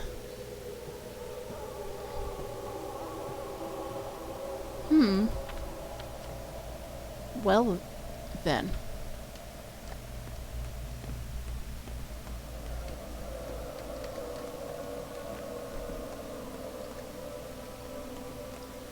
Okay.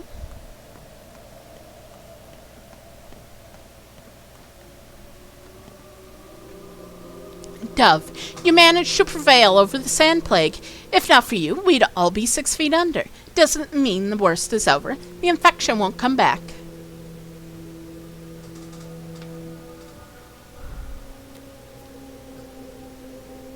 You're safe as long as you follow my instructions. For one, I ordered everyone to stay in and refrain from aimless wandering. God, this is way too close to home. I'm just gonna say that. Stay vigilant. Nothing else of use. Huh.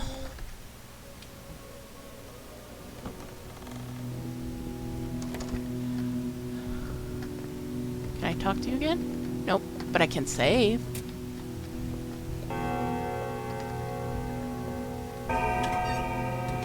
Alright.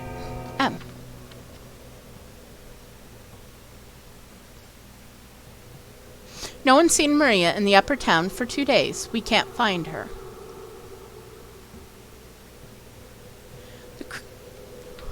Footsteps can be heard from Victor Kane's house, even though I've personally declared him clinically dead. The judge's word is law. Oh, I didn't realize this. Farr's place. Farr was taken to talk with Captain Longan shortly after the army arrived. Neck 3. I don't intend to stay here long. Nutshell.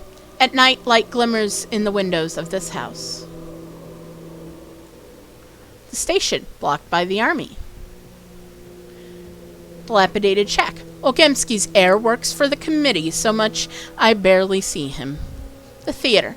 A new pantomime is being rehearsed in the theater. The lump.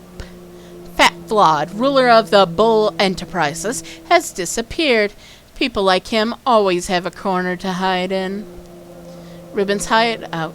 Any soldier's mask may hide Reuben's face. Harspex's lair.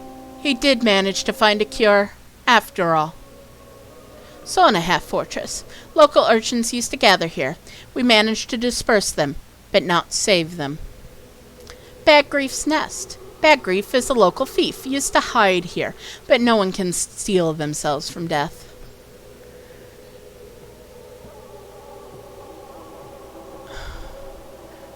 Oh, he's alive, but he's dead. Architect Andrei Stabatin is as dead for as long as his brother is. Oh, the twins. Termitary, Block 1. The termitary is blocked from the inside. No one knows what happened here. Reuben's apartment. Stock Reuben, one of the few local doctors, used to live here. Now he sleeps in an army train. Capella's wing. This house looks as though no one's ever lived here. The Willows. A singer named Anna Angel lives here. I'm positive she still does. Isidore Burak's house. It all began here. Stomatin's loft. Architect Peter Stomatin survives as long as the polyhedron, the paramount of his creation, survives. The Rod. Governor Saburov went down with this town.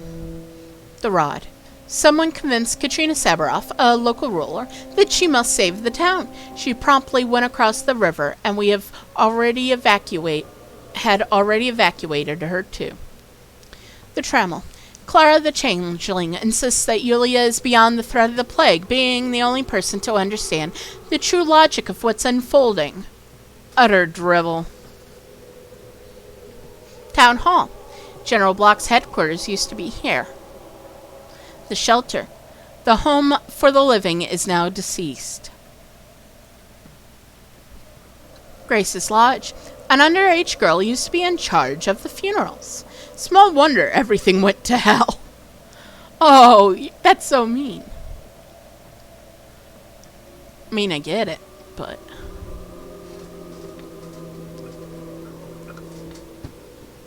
Morrow, death reigns here. The living are here. Dream mistresses sleep here. Okay.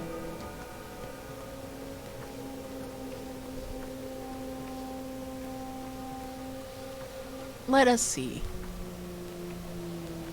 While I run, I'm going to give my voice a little rest.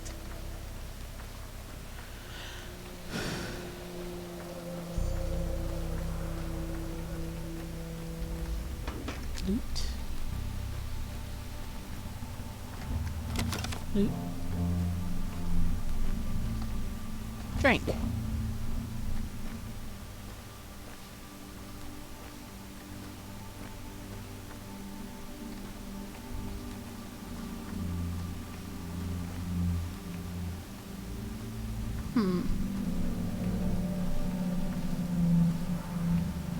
That way.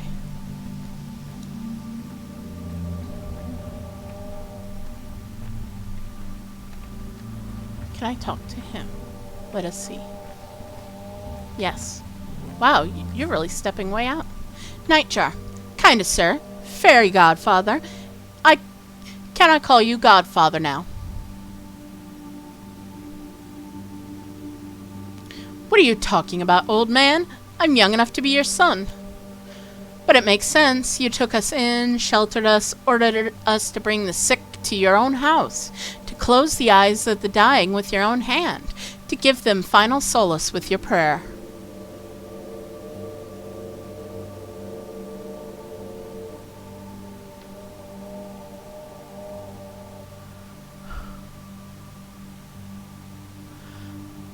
It's not my house. It's a temporary residence. As for the sick, I was driven by rational considerations. Simpler this way. Thank you. Thank you. They say you don't have a heart, but I always knew you did. If only you knew, old man.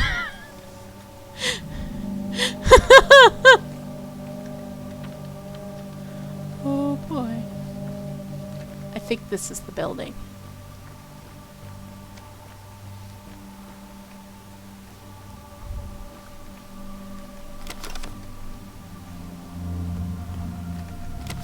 Ooh, a candle stub. What does he say about that? A stub of a nuptial candle. It smells of earth. Eva Yan, the mistress of the Stillwater, often burned candles to give her mansion a cozier appearance during the night, less like an observatory. Yet now it's dark.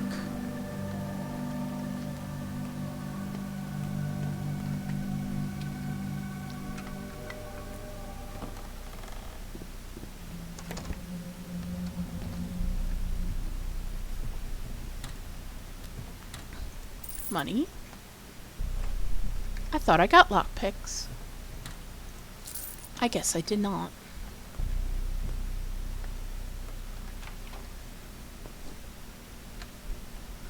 I'll get to... I I think I heard thunder.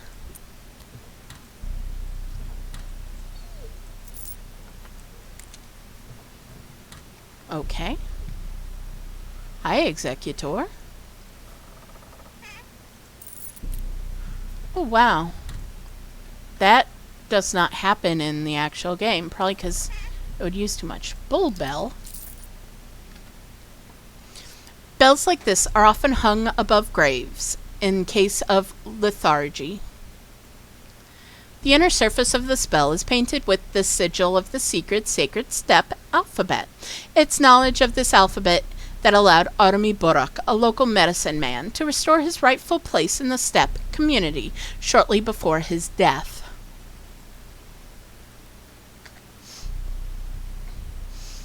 Fishing hooks. Sharp objects are regarded as dangerous and thus frowned upon by the locals.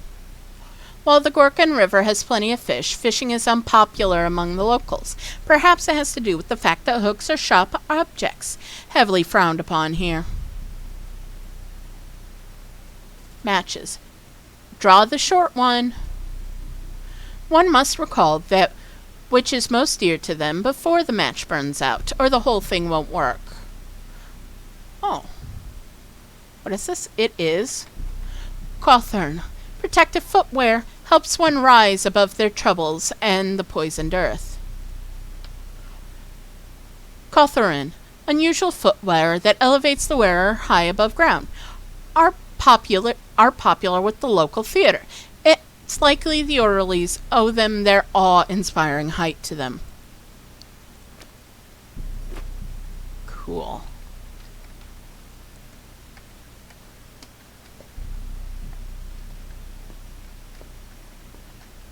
Loot.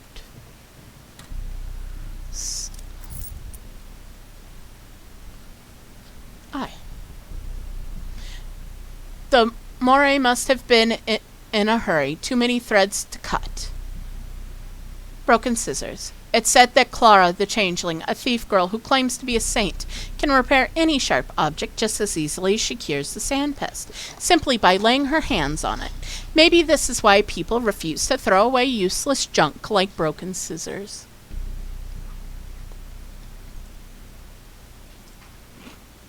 Yeah.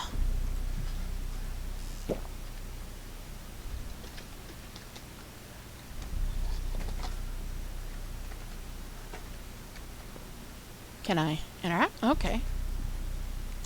You're late. A man has died. Allow me to draw attention to the fact that people keep dying because of you. Sometimes I suspect that death is not a foe of yours, but rather a partner. Mind how you are addressing your superior, orderly. State your name, number, and assigned duty. Ah, so you think I'm an orderly. Yeah, these costumes do have their downsides. Not the best outfits if you want to talk to someone face to face. The person inside would find it difficult to prove their identity. Who are you? This man died of your negligence. What? Neither pox nor cholera nor sand pests kill people. All they do is reduce their lifetime. Yet the time of the world is yours to control. Who was the murderer? A sickness that let no second go to waste, or you, who bothered not to hurry? I think it's the latter. Get lost, whoever you are. I don't... or... It's all right. It's all right. There's still a chance to fix everything. Jay. I came too late. I never know what killed the man. Orderly number 11. Who are you talking to just now, Doc?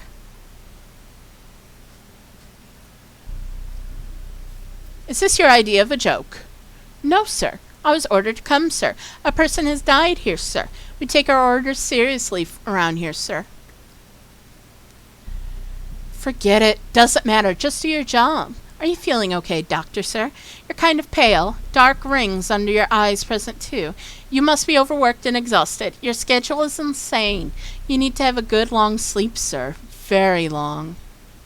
There's no time to rest. I'm planning to examine this whole house. Do you have a master key? I do, sir. Here it is, sir. Please kindly note how fragile it is, sir.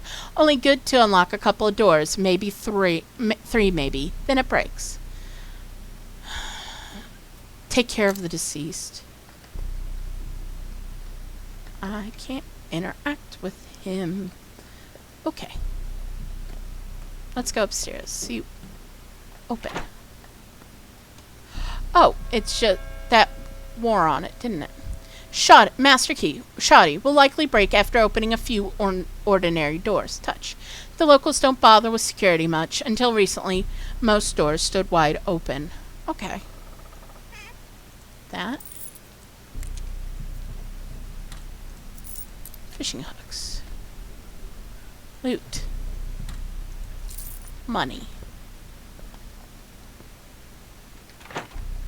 Well then.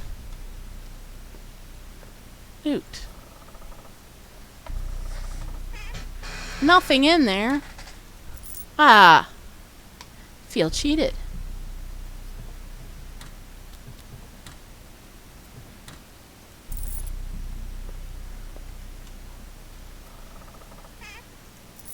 Another walnut.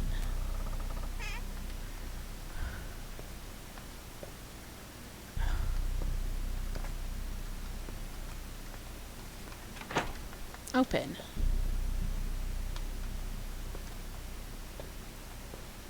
Okay, loot. Nothing.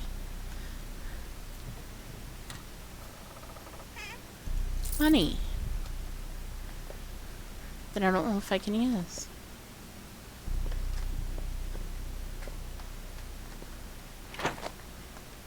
Okay.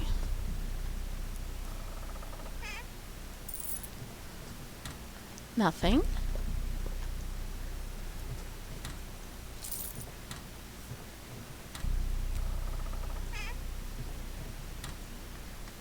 Nothing in there.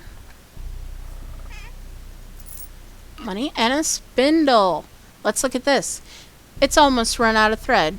Touch. More likely to poke your eye out than prick your finger. Yeah, that sounds like you. You weird. Oh, it's like a rocking horse, only it's a bull. It's so cute. Cows are the best. Cows are the best. Don't have a lockpick. Don't have a lockpick. Don't have a lockpick. Okay, wait. Oh, I looted that. Oh, this does not look promising. Not cool. Town. Thoughts. I came and I'll never know what killed the man. It's now foggy. Huh. Loot. Get water.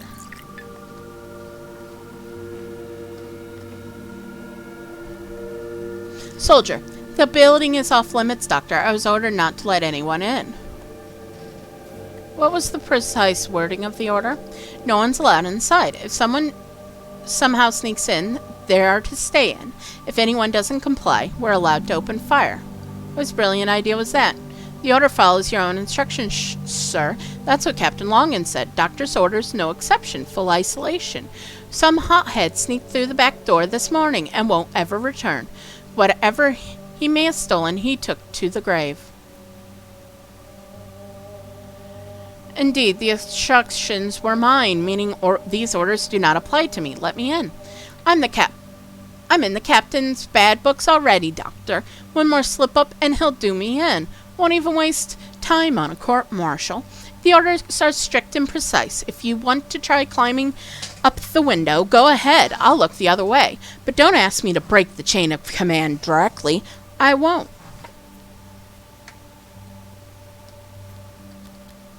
Sure. I don't want you to get in trouble.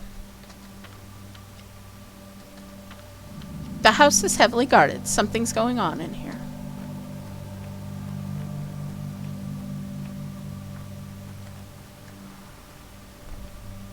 Soldier. Inspecting the site, Doctor. There's no one here. One civilian got in, and he stayed.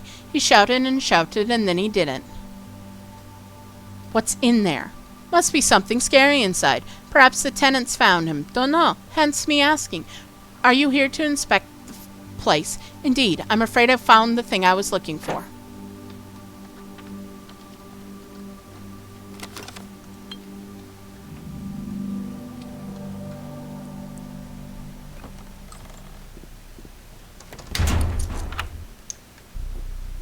Tragedian. You need to look it in the eye, face to face. What? To dance with death, you need to face it. Death is a beast of prey. Never turn your back on it. I know that perfectly well. Listen, if you can hear it, it means it's close. That means you must muster up your courage and look it in the eye. Then it will freeze for a while, and you'll get a chance to move forward.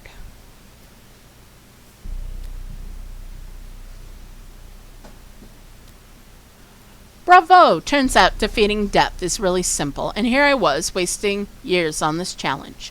You won't defeat it, but you can move forward. That's how the world works. Metaphors, you know, I've never been a huge fan of literature. You don't understand. I was speaking literally. No metaphors. Face death. Don't turn your back to it. Find yourself. Waste no time. Indeed. I'm rather short on the ladder. Oh.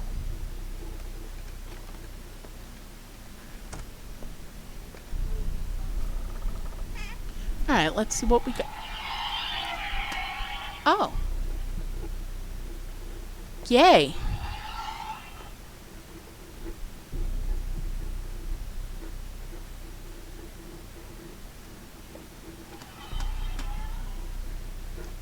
Okay.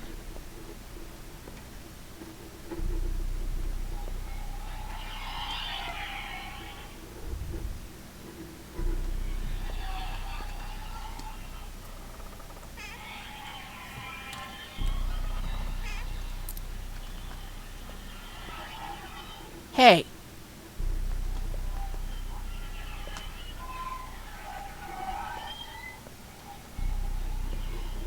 Okay.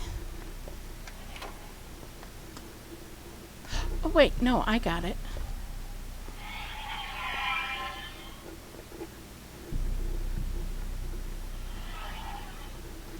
So I keep staring at it?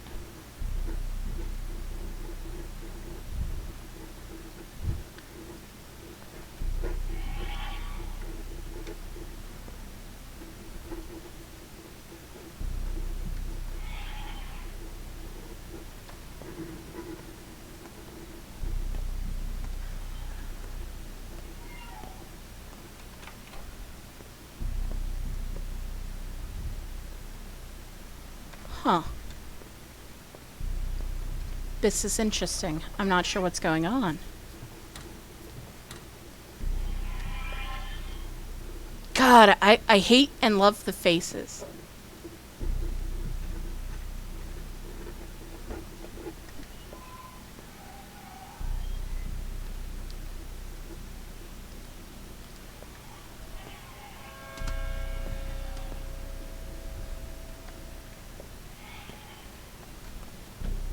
What's up here then?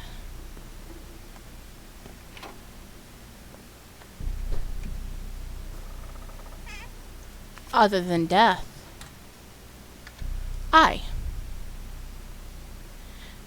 Name on paper. For some reason, I keep finding scraps of paper all over town that have names written on them. I'm Daniel Dikovsky, a bachelor of medicine and a fighter of death. I've one last chance to figure out the truth.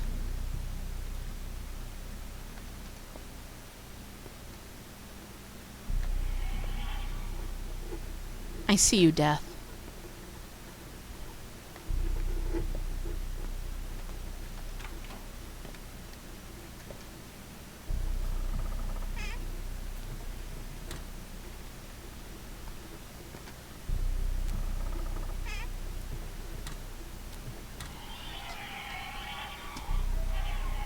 I see you.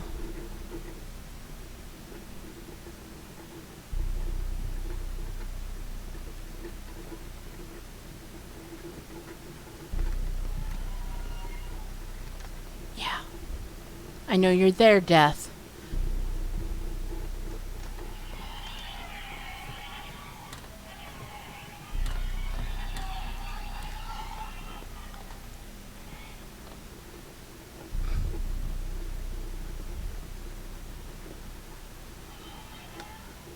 No. I refuse.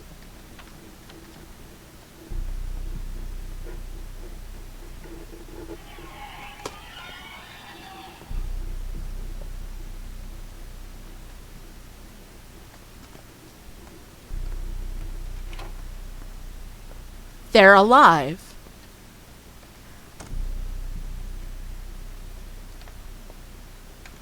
Oh, I can loot him. Key. It's cold. Flex light at odd angles, making its true size difficult to discern.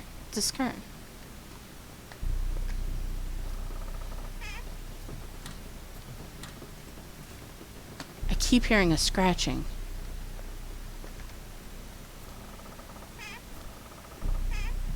And I don't like that.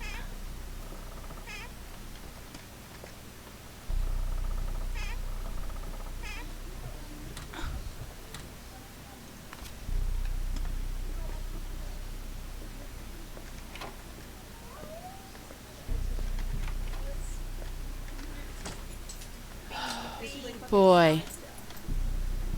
I'm feeling anxious. Look out.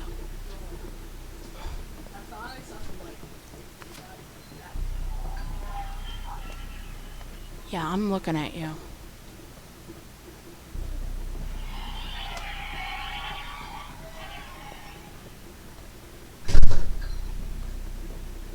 Okay. I guess I'll eat it. I don't know.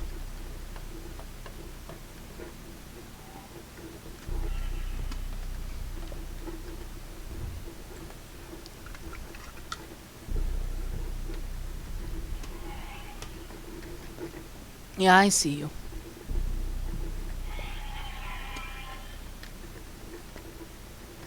Don't you dare, Death.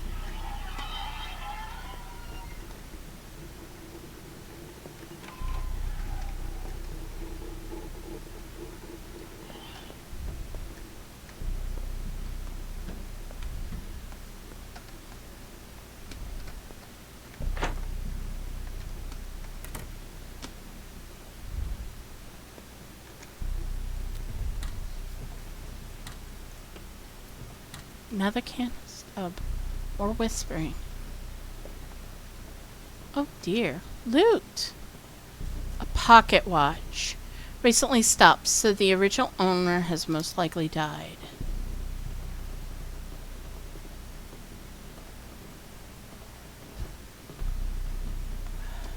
Where am I? Huh.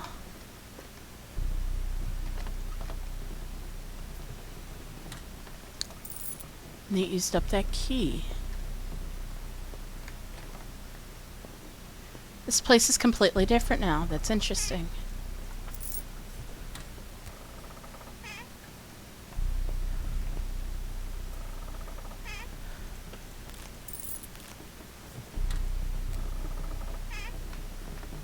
It's very interesting. Egg, a serviceable snack. The chicken is nowhere to be found. Touch. To understand in anything, start ab ovo from the egg. Hunger. No. Okay, I looted that, and I looted that, and I came from that. Okay. Oh, neat.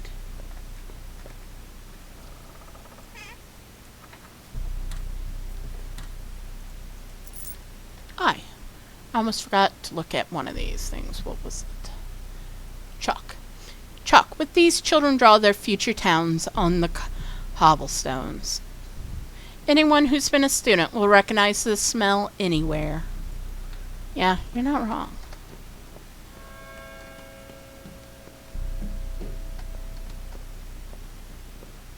There's no one dead sitting there.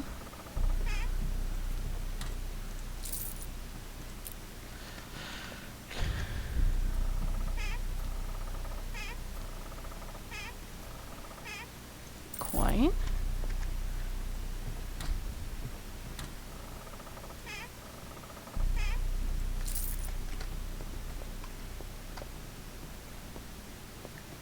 Okay.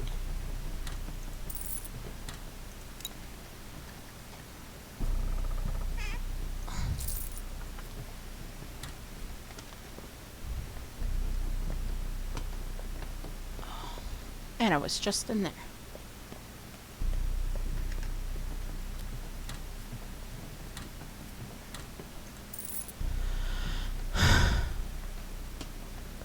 It's like this place was trash and now it's not, and that's interesting. I guess because I faced death. AKA the coffin.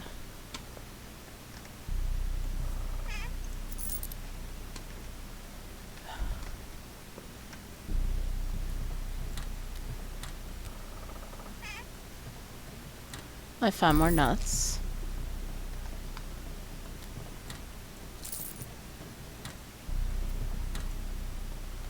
I forgot to check out the nuts. Hazelnuts can be munched down with little effect. The kids here would sell their souls for a handful. Touch. A focus can be held by any object of any size. A polyhedron, a room, a nut. Walnuts. Touch. Okay, it's the same text. Okay, safety pin. Both safe and unsafe at the same time. Touch. Useful to patch up old, out-of-order dolls.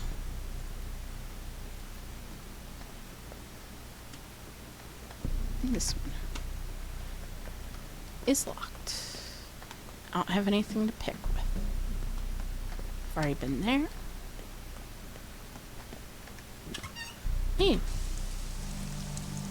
And it's still foggy. What's over here? There's a dude to talk to. Believer, I came here before you, but you may go first. I need to pluck my courage. What's inside? Tonight, a Spiti came here. Shaba Utun, our mother and the mistress of dreams. And you're expecting this family reunion to go less than smoothly, I gather? Indeed, I dreamed of a frightening thing today. Only a Spiti can tell dream truths from dream lies. Dream truths, dream lies. What are you talking about? All dreams are prophetic, but ordinary people can't tell which dream things will inevitably happen, which can be changed and which are merely dross. What about you? What did you dream of? That is my business, not yours. Even if I told you, it would be pointless. You would only hear dream lies. A Spiti, on the other hand, can see your dream with her own eyes, so it doesn't matter which words you use to describe it.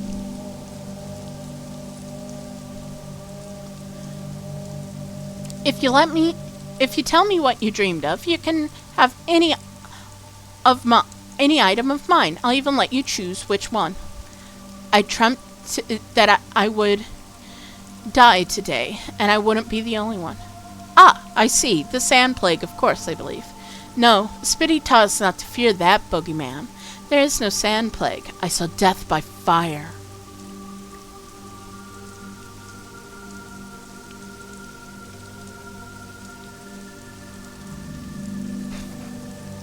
Well, thank you. Take your time plucking up all of the courage you need.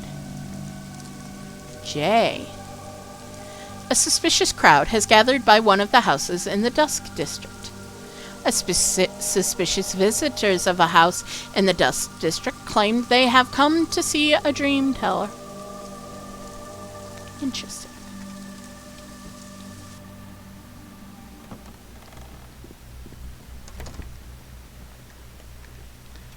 I can save. First this. Then this. Then this. They have stacks they can go on.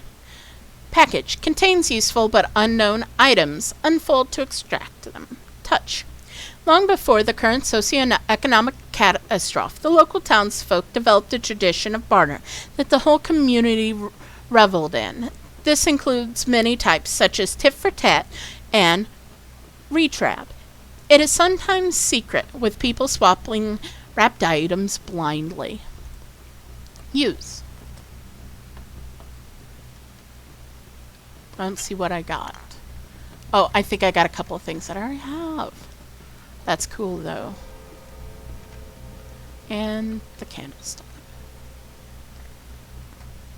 That's not able to be opened. And those are blocked.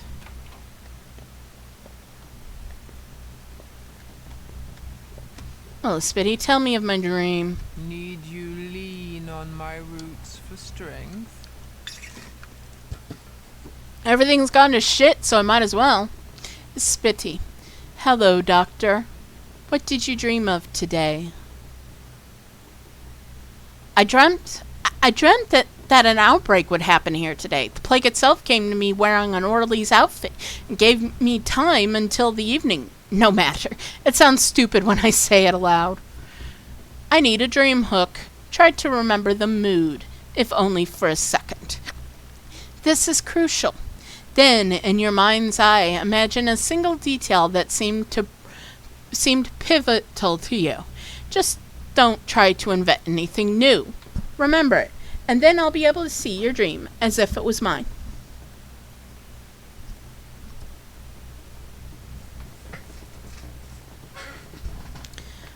I remember you. You were there in my dream, telling me I failed to understand something. You're missing the point, Doctor, and I think you also tend to mix up death and plague, which are actually not the same. You mix up death, and death, but they are not the same. You can't even tell death from death. Not the same. How many different words did I use? 40-something, and all of them meaningless. The thing that came to you tonight was death, not death, as you thought. It wants you to understand why it haunts you, and it won't take you in until you do. It's simple as that. I see. So what, was I supposed to just accept everything and meekly go belly up? No. If you agree to die without understanding, you will simply cease to exist. I doubt that would be of interest to you, and it definitely be pointless to your visitor. And it would never do anything unless it has a point. Death literally is the cessation of existence. I've been studying it all my life. I know what I'm talking about. This is precisely why it can't just take you in. You're blind. You don't know the first thing about it. Death is not the end. Not at all. Would you like me to prove it to you? You're a doctor. You'd easily see through my act. Watch me die properly. When it knocks, simply open the door.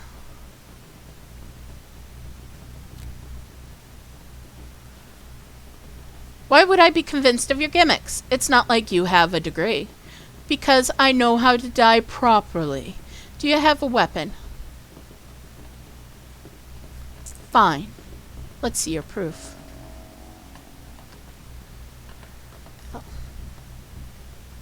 According to the dream teller, death can be proper and improper. She promised to teach me how to die properly.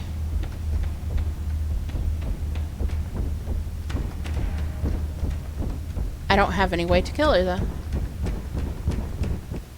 Better a thimble of blood in the vein than 1,000 gallons in the drain.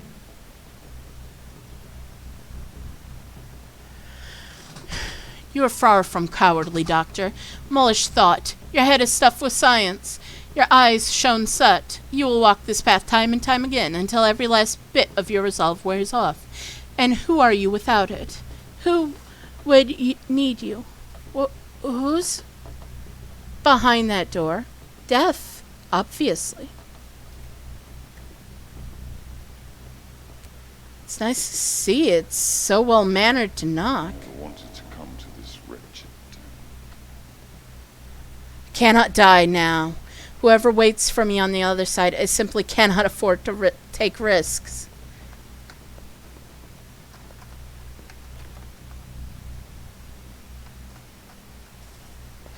Oh, collect.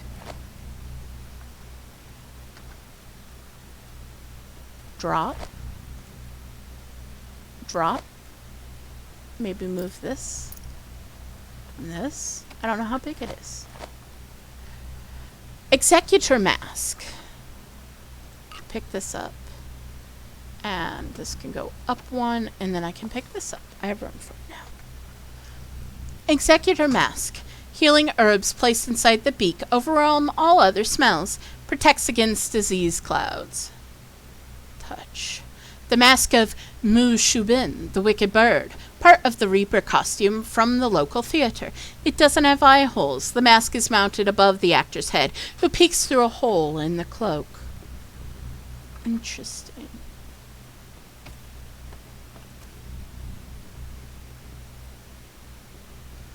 Huh. Now I have an executor's mask.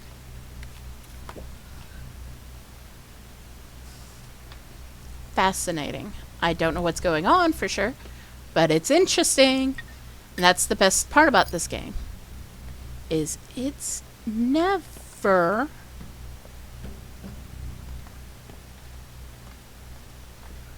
like there's always something different. What now?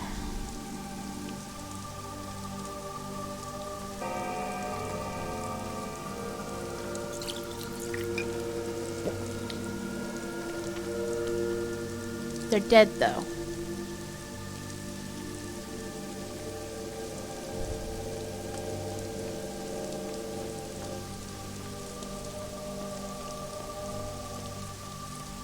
Oh God, I was starting to get dizzy.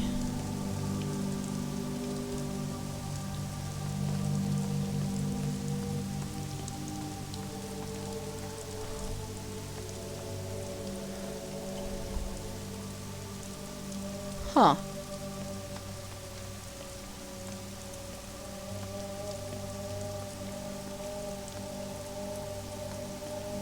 Very interesting.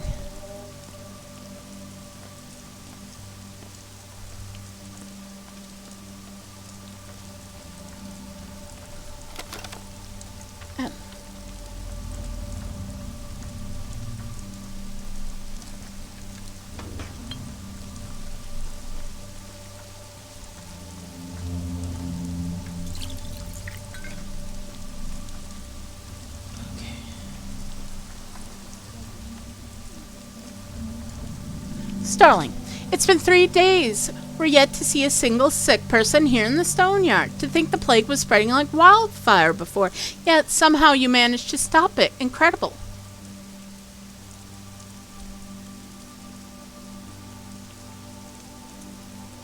The earth and the,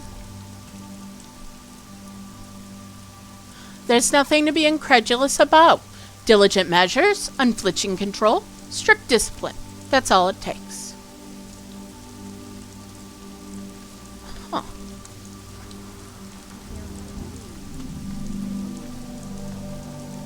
Found another executor.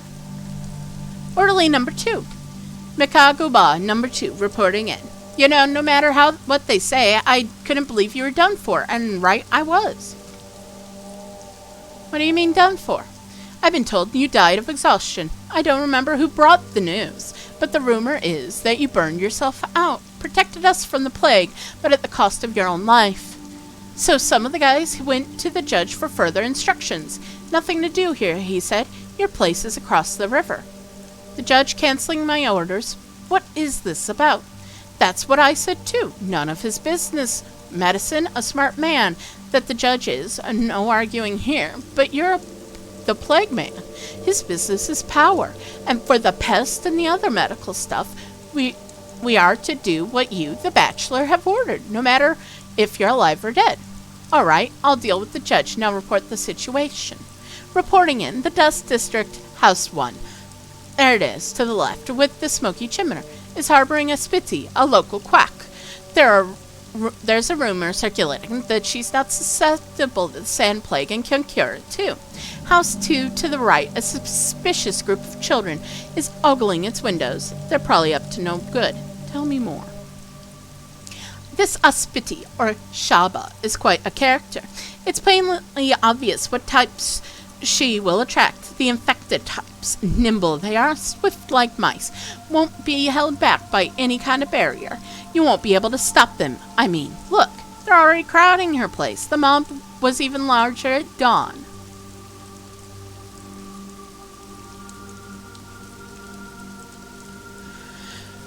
She needs to be deported to the other side of the river immediately, so I'll talk to her myself. And, oh God, they're going to the other side of the river. And what's wrong with the children? The children are not getting enough spankings. That's what's wrong with them. They don't give a rat's arse about the adults, as you have surely noticed. It's a clear sign. Wherever the kids, there's trouble. It's just the games they play, malicious games. I wouldn't be surprised to find out this whole outbreak was just a game of theirs. One more thing. Where's your commanding orderly across the river? No, they're planning to throw a small party at the Cape by the tombs. I'll shove this party up there. Someone's spreading a rumor that I'm dead.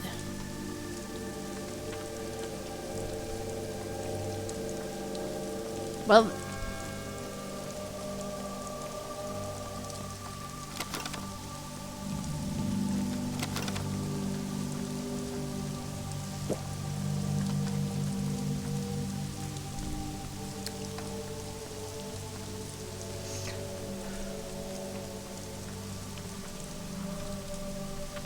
okay. The Cape. Dream mistresses sleep here.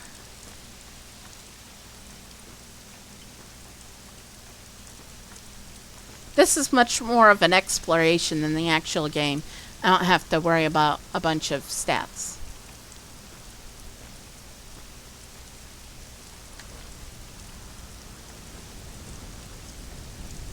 Orderly in chief.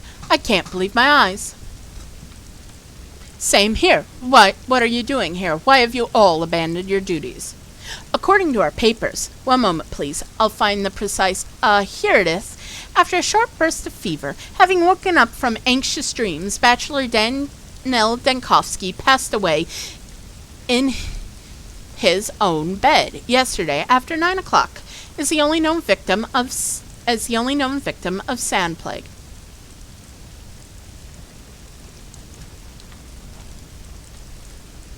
Signed by me, right? Because if it isn't, that means you're way out of line, executing random orders. Since no signs of the sand plague were located in the stone yard, the orderly committee have unanimously decided to disband the medical worker corps. The most committed orderlies went across the river to transport dead bodies. The least committed ones went home. As for us, we've stayed here to celebrate your victory. And drink to my memory. I'm touched, moved almost to tears. Since your untimely demise, Bachelor, Judge Gregory Kane has become our direct supervisor. He canceled your quarantine measures, ordered a ceasefire, so to speak.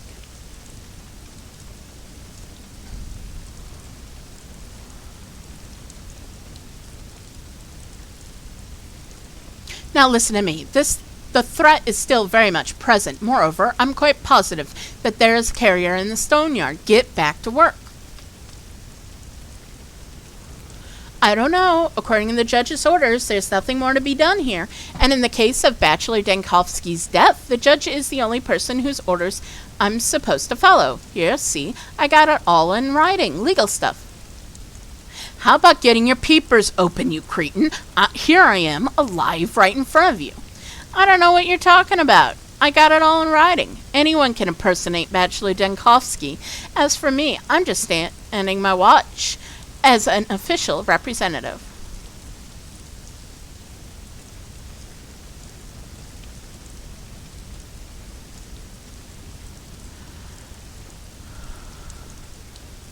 Fine, you've convinced me. Well, I'm sure I'm dead. Since I'm dead, it's within my the scope of your responsibilities to attend my place personally to oversee the funeral. Someone will have to take care of the bodies when the worst happens. Thoughts? The orderlies have registered me as among the deceased. Someone will pay for the sick joke. Okay, there are kids causing trouble.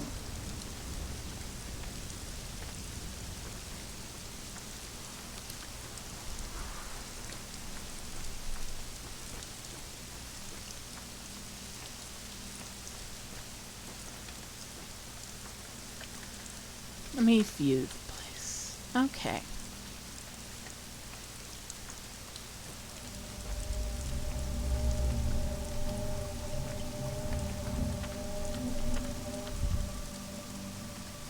Okay.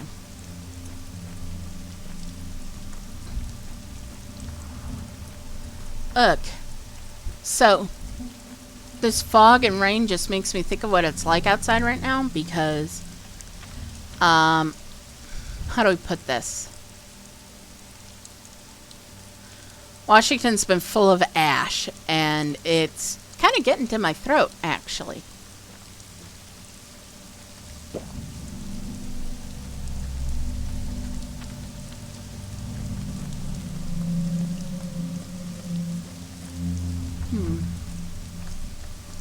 They must be behind it.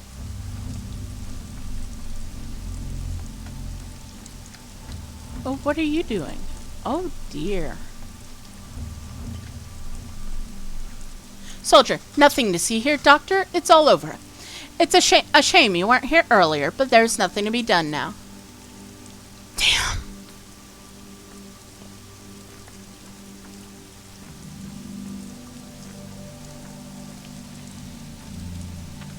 Okay, I'm almost where the kids are.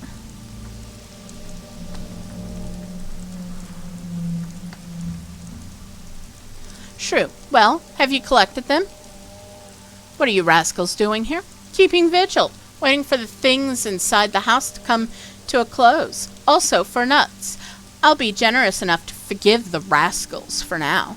I can even help you get inside if you bring me a nut, of course.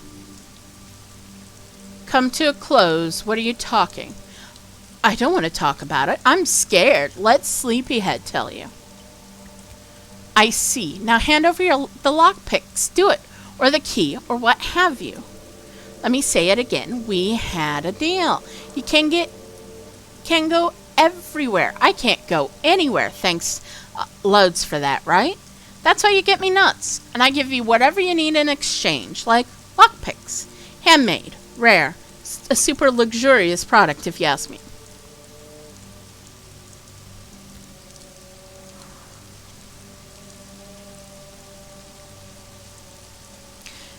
Oh, no need to be shy. You can't go anywhere with a pocket full of rare, luxurious, handmade lockpicks. Right. Perhaps it would be safer for me to have them. Okay, perhaps, but only in exchange for nuts. Got it already. Trading 1 for 1, right? I sullenly swear, heaven sevens, now for Evans.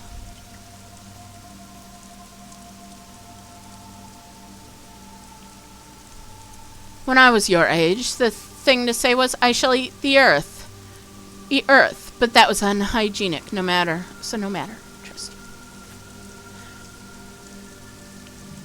Better get better soon, Doctor. I'm so sorry for you. I'm fine, thank you. Your whole town, on the other hand, needs help direly. Shrew's got the keys, not me. I didn't need to go in there anyway. One could catch him from over here just fine. Catch whom? 2 solid masters are dying in there right now. Hilt, Skin, and Lotman. Both have been over the river, so now they're done for. That's what you get for getting carried away. Anyway, I want to collect them into nuts. I'll listen to them before I can go to sleep, and they'll advise me. Let me check if I got this right. What you're saying is there are 2 infected persons in that house, correct? Nah, they probably just cut themselves or something, but you won't get inside anyway. The house is locked. Well, how do I unlock it? You don't, and I wouldn't tell you if I knew anyway. You'll come back here with them beakheads, drag Skin and Lotman to the mortuary, and kick me out if you're right. So how am I going to collect them into nuts then? Nah, man, you're barking up the wrong tree if you think you can trick me like that. Collect them into nuts? What do you mean? Nut is a tricky fruit. It resonates. If you do everything properly, you can preserve a person inside. Got it? Talk to him after death and all. Though through a really tiny hole, if he agrees to, I mean.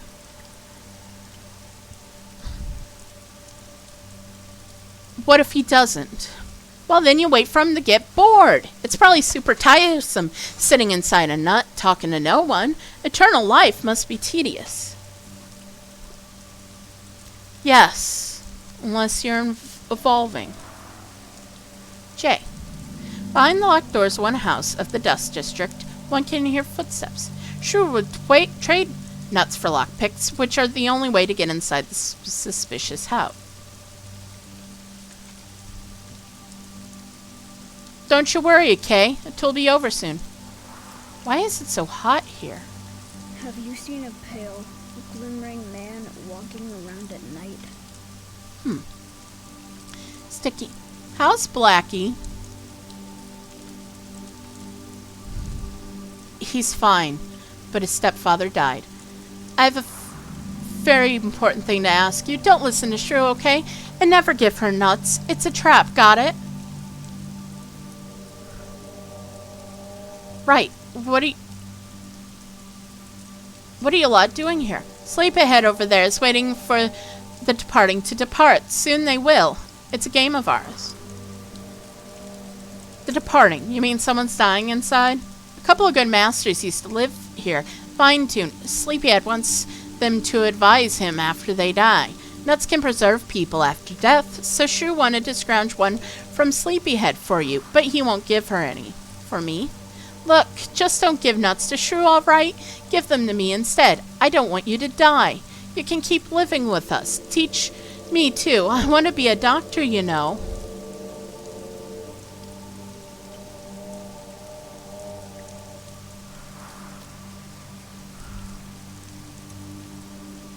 If you want to be a doctor, start by removing this...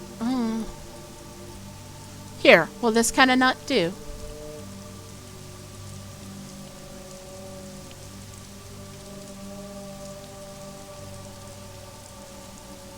He's got a schmouter.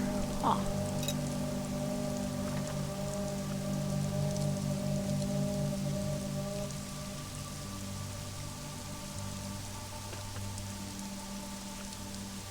Wow. I mean, I'm not shocked. This is sticky.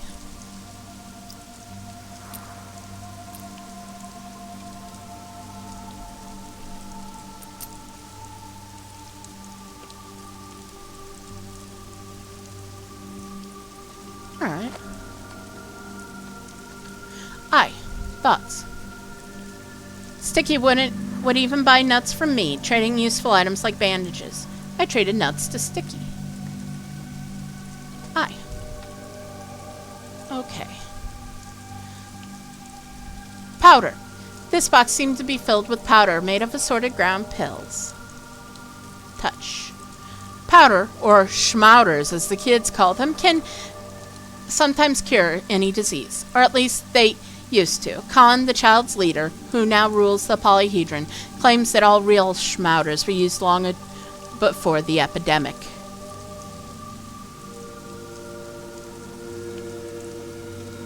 These.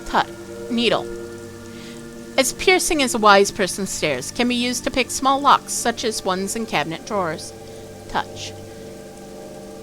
I'm more used to syringe needles, empty inside. Their murderer is a step demon, a Shabnet Adik. I just know it. Just don't tell Shrew I warned you, right? We're good friends, actually.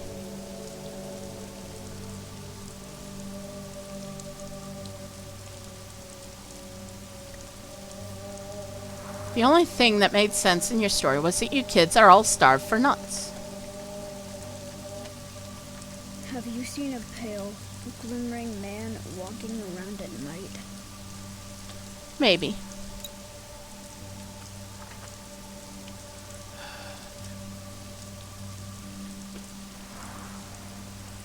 Except... poor Sticky.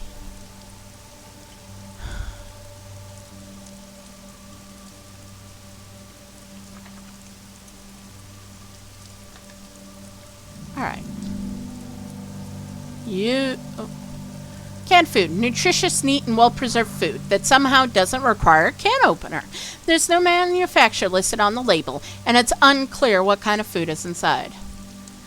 The can is entirely sealed, so it contain contents are free of infection.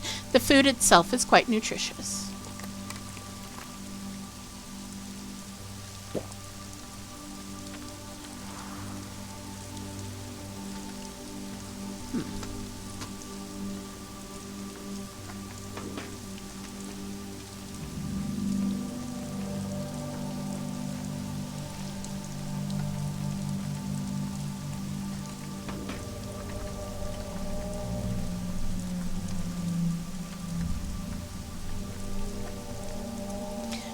So here's how it's going to be with you, huh? Well, in case you're no friend of mine. What did I do to lose favor? So when Sticky asks you for nuts, you're all too happy to run his errand and oblige him, And I'm second class. Do you even know why he doesn't want me to help you?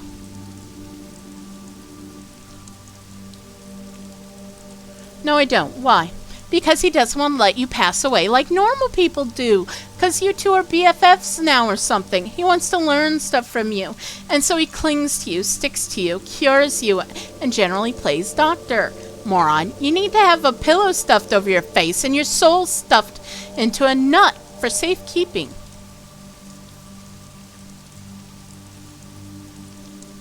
You clearly have a very kind and compassionate heart. I'll try to make do without the pillow, though, alright? This is pointless. Look, everyone hears what a person whose mind was erased by sickness looks like. You're delirious, doctor, raving.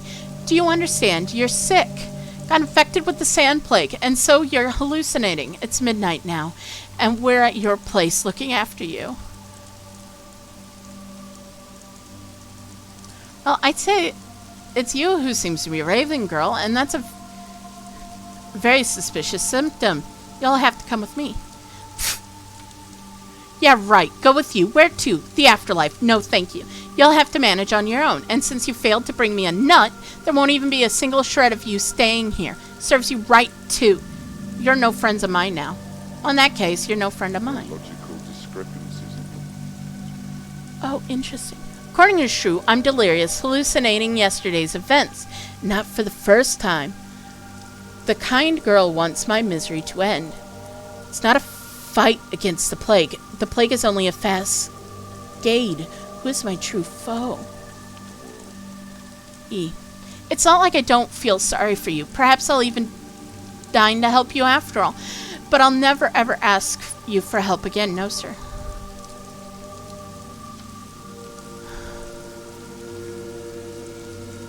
It's dangerous outside. You should all go home. Will you look at this guy, boys, huh? He still thinks we're all standing somewhere outside. I've no intention to play games with you. Pfft. We'll go. And you won't have anyone to barter with anymore. Huh. I didn't consider that. Come to think of it, there's no need for you to hurry. What is important is whether I help you, not the other way around. Why? Okay. Oh, I can enter. She must have unlocked it for me. Oh boy. I don't have a lockpick. Don't have a lockpick. Don't have a lockpick. No lockpick. No lockpick. Can loot. Oh great, I hear crying.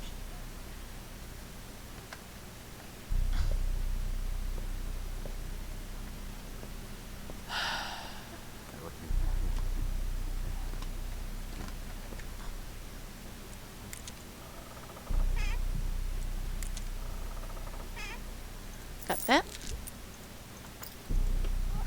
Okay, Thimble's new, I think. Useless in a town that forbids sharp objects. Touch. It seems I've seen one just like it not so long ago, but I don't remember where.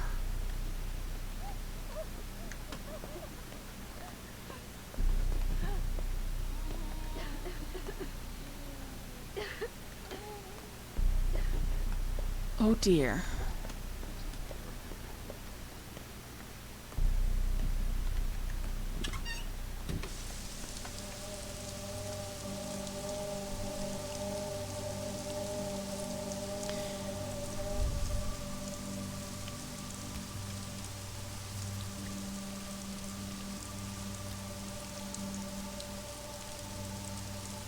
Uh-oh. Because I don't think I can.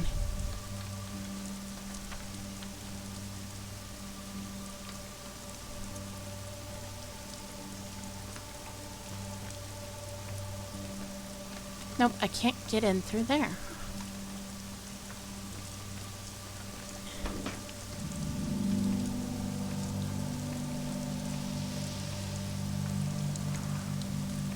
Huh.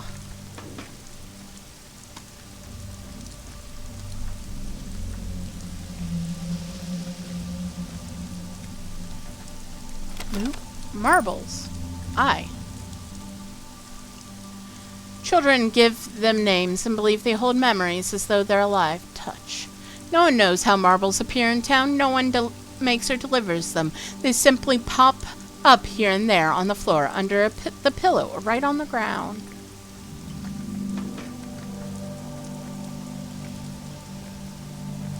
Okay.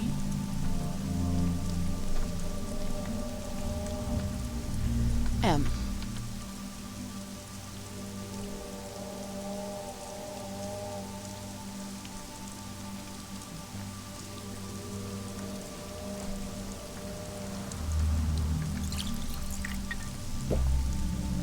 Okay.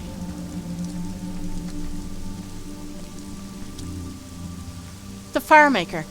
I'm doing my best to hurry, Doctor, sir. I really am. Dismantling these bloody things takes time, but we're doing it. They truly are disturbing. Are you dismantling the signifiers? Why the hell? Who gave you the order? Well, it's not like anyone needs them anymore, sir, and it's getting colder by the day. October is at hand. Means houses need heating, and wood is scarce in these parts, what with us living amidst the steppe and all. Don't worry, you'll warm up in the evening when all the dead bodies pile up and require moving around. Bite your tongue, Doctor, sir. Pardon me, but we've had enough dead bodies already. Half the town's gone. That's it. No more suffering. Now is the time to live.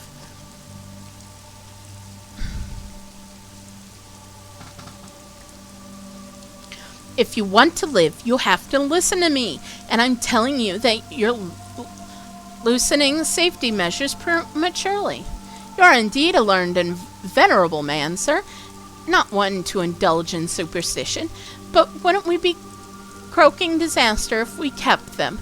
Dismantling the unnerving things would be best, but it'd be as you wish, of course. I'm just following orders. If no outbreak happens by the evening, you'll light it up to celebrate.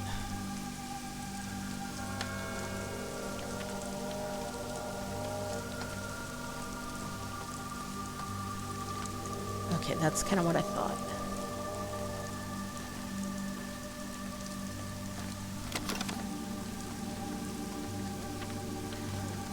I missed something in here. I wonder if I lost my chance to go in there. Nope, don't have a lockpick.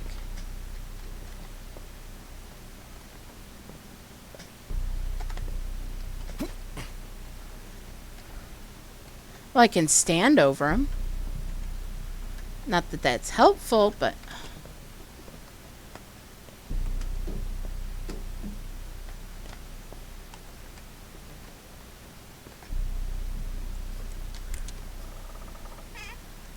There we go. I feel really sorry for Sticky. And it only makes sense because Army Burak died and he was being taken care of by him. Now Army Burak's dead. So if all he has is Dankovsky.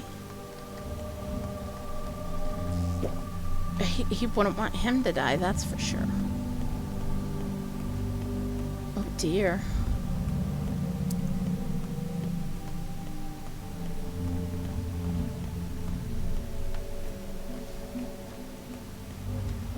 There's so many bodies. They're all of the steppe, too. Okay. Oh, I don't think I checked that house. Maybe I can check in that house.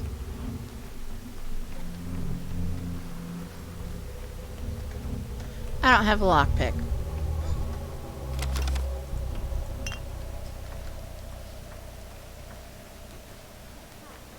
Is there another entrance? No. Can I go in here? Nope.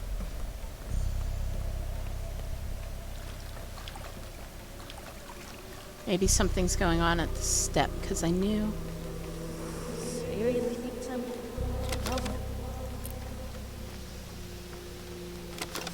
Like, okay, more Russian.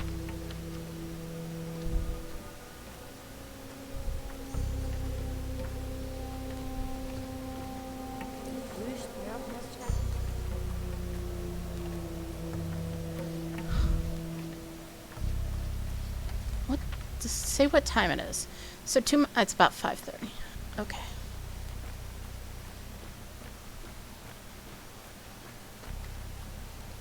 Nope, nothing new here.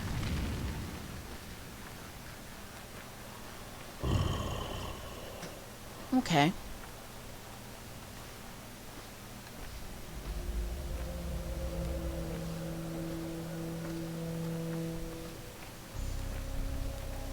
Let us see.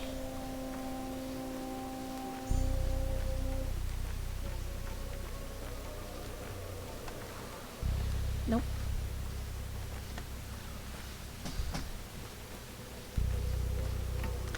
Feel like I can't. Like I'm stuck since I can't find.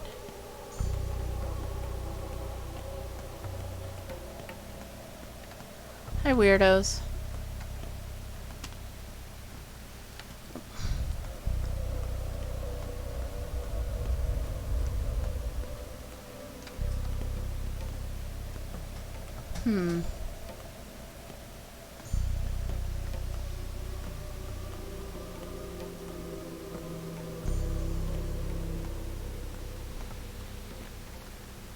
Nope. Nina the Wicked.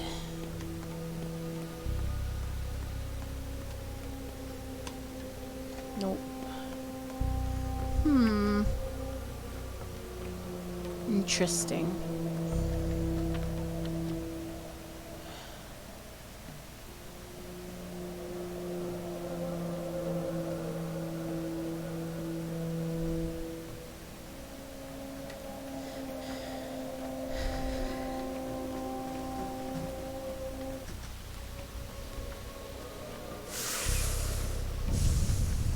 Feel like I don't know. I feel like I don't know what I'm supposed to do now.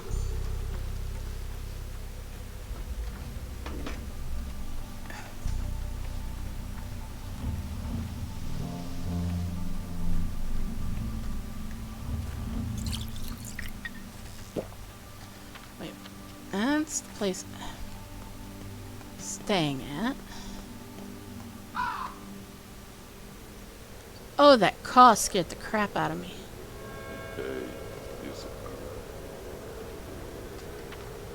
Oh dear.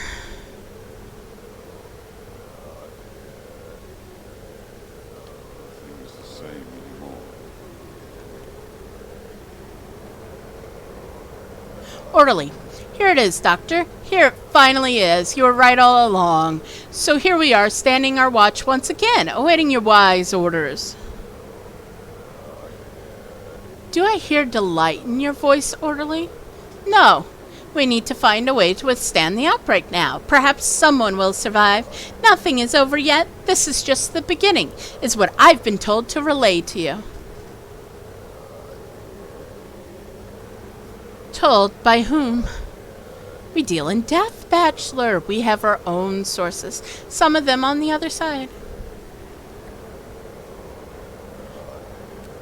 I'll make sure to thank them, whoever they are, as soon as I get there. This town is doomed. My search was pointless. I'm standing my watch, Doctor, as per your instructions. My job is to eradicate the local populace on the required precaution measures in times for an outbreak.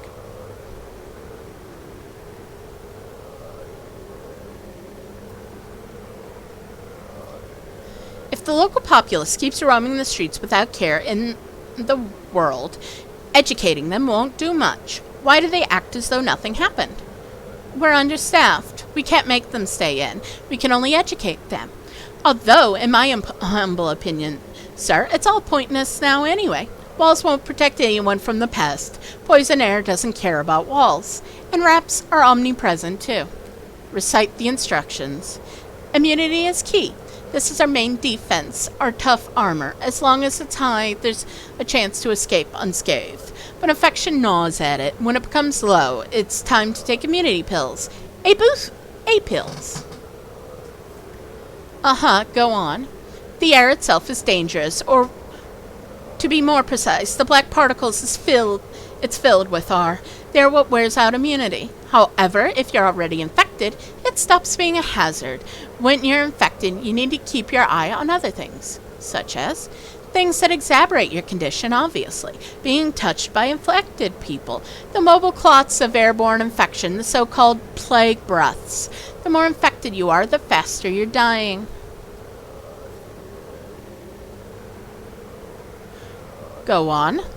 The level of infection is decreased by antibiotics, but they are also harmful for your health. We forbid the populace from taking too much of them. That can lead to a fatal outcome. In any case, if the infection has already found its way into your body, antibiotics can erase it completely. Correction, there are problematic rumors circulating about some sort of magical cures that can actually rid people from the sand pest completely. I hope you root this hearsay out. As a matter of fact, if you insist, sir, we will quell these rumors. But they say it works, Doctor. Using step traditional practices, Barak has created a panacea, and children's powders work too. There have been cases of people getting miraculously cured. Everyone's chasing them for a reason.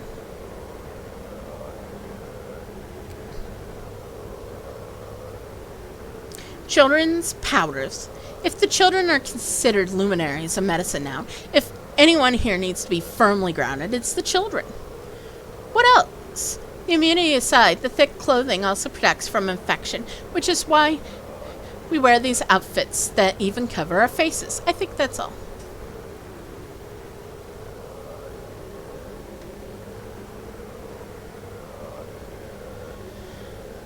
No, that's not all. You forgot to mention that a person who wants to actually do something needs to stock on painkillers.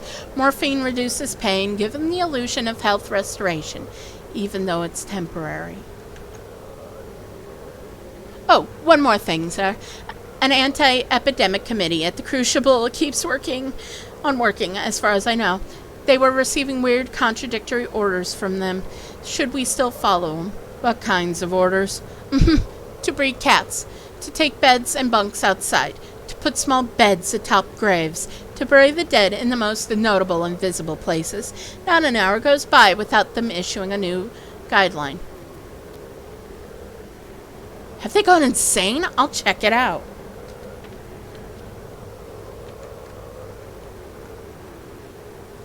Oh dear, oh dear. And there goes my immunity. Oh yay, and there goes people screaming.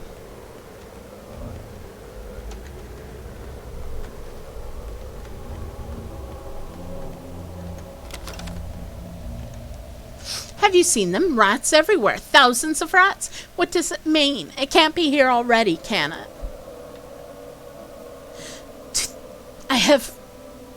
To think I almost believed that we may have indeed won. Idiot.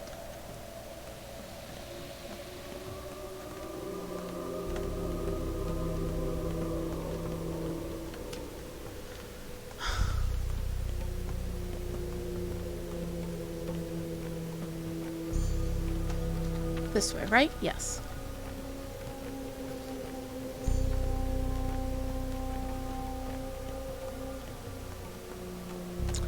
Oh. Committee clerk.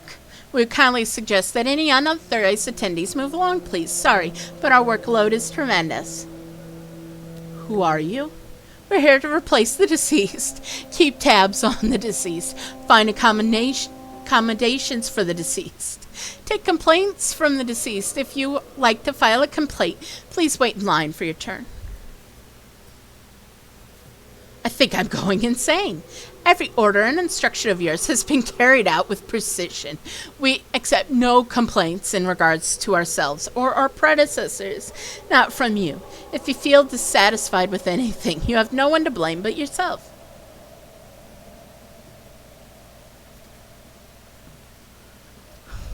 The beds you've provided for the makeshift hospital are creaky. This will not do. I need to have a good night's sleep. Oh my gosh. This is... Oh my gosh.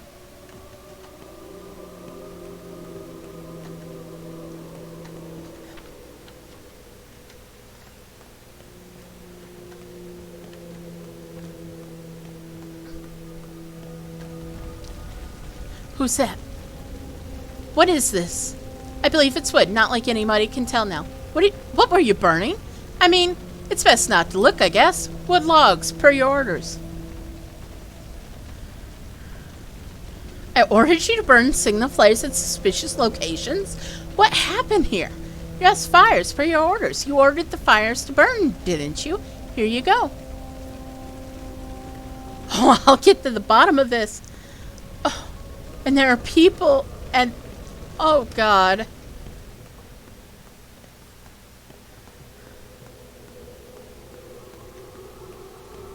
I can't go there.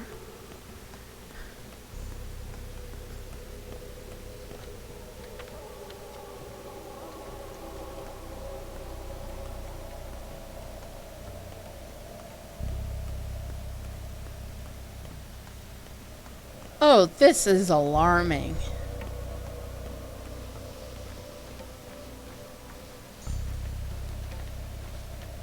Oh, she has something to say. What will become of us?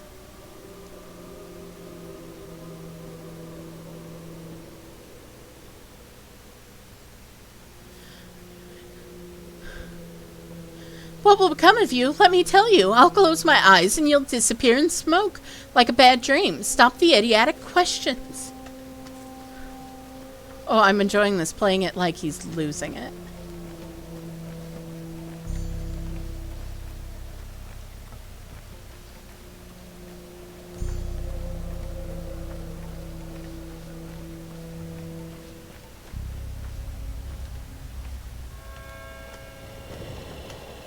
Okay.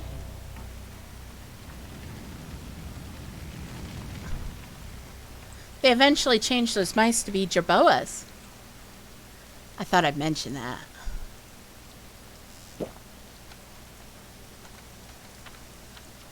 Thanks.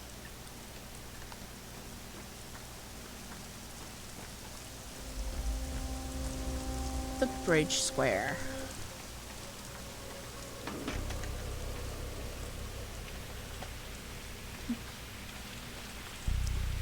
Oh dear.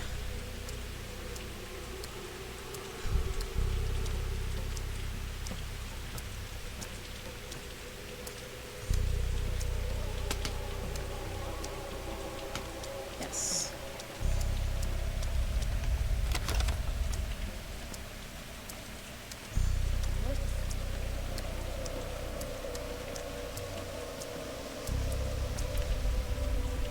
Whatever they say, don't believe them. Whatever it feels like, don't worry. You're alive. So are you.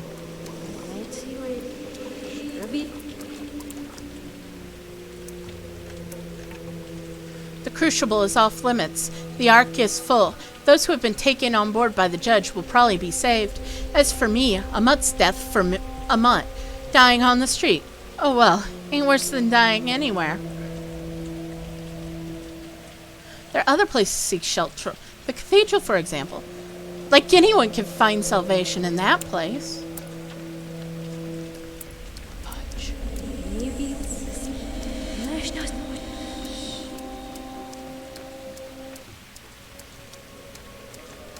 Okay.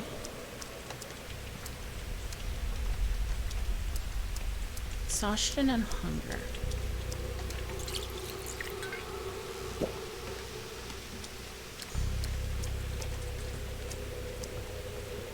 Oh, that guy had an interesting expression.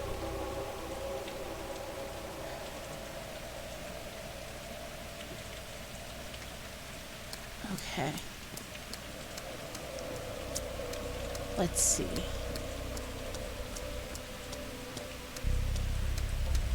That place I can't go through because it needs lockpick. Right?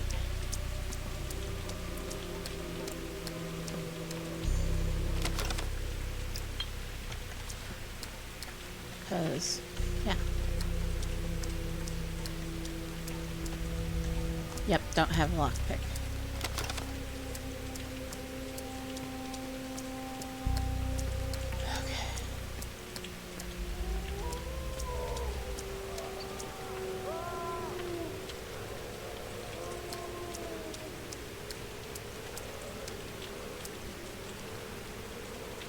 Oh dear. There it goes.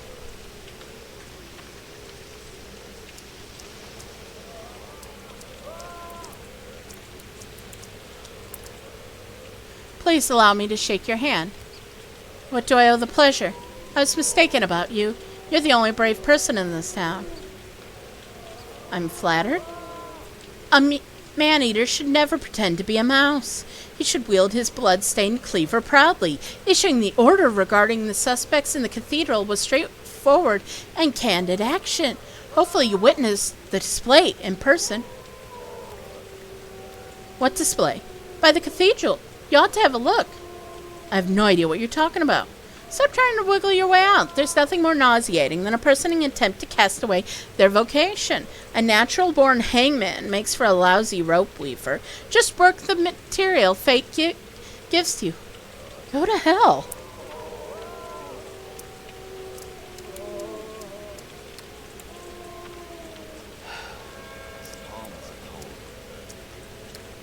Okay. Oh no, they're infected people now, roaming around.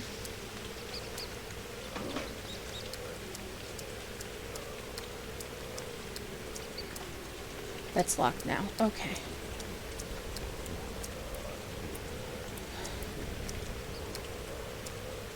Oh dear.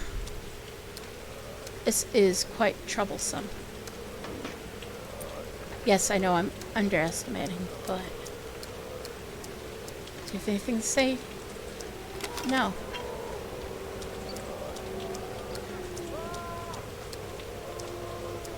Okay. Can't even tell where I am.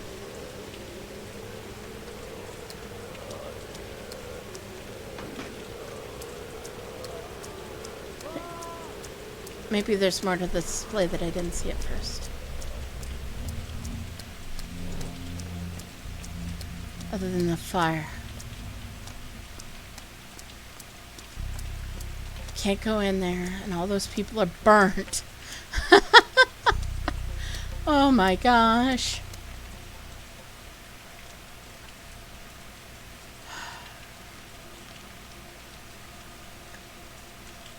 Oh, they're clapping for me.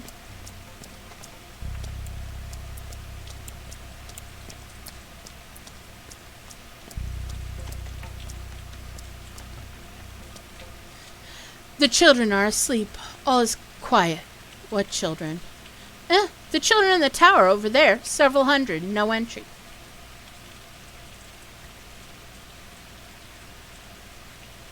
Who's in charge of their well-being? Are they fed? Provided water? No one reports that to us. At ease.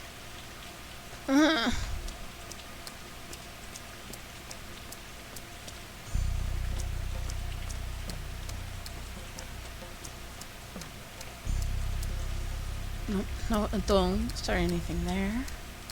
Oh, that's an ending. Never mind. And I think I checked this, but yeah.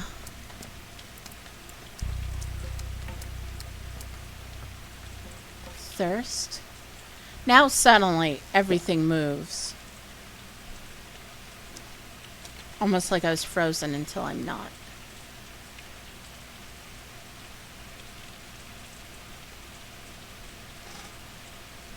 Can I go to the theater? I don't know.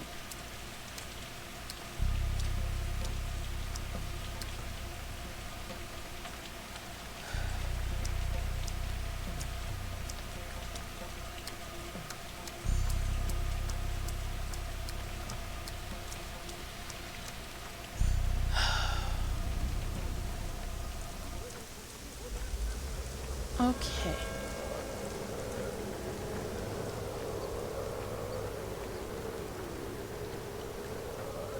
Oh dear.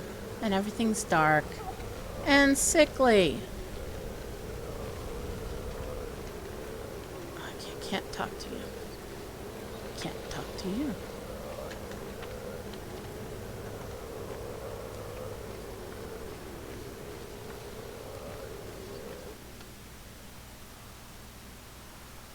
Oh dear. Night has come. Jay, it's time for me to return home. My presence is expected.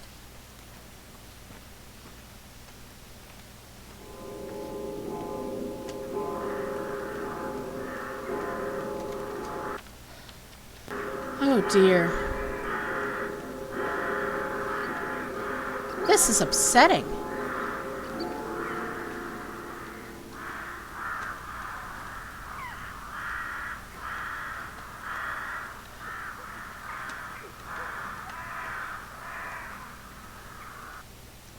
Mourner, have you come to pay respects? Pay respects? To whom? You aren't a local, are you? No, I'm not. Daniel Dankovsky, a doctor from the capital, passed away in this house an hour ago. Would you like to come to pay respects? Please, rituals are important for the local crowd. Your clock is running fast. Let me in. Oh, all the crows.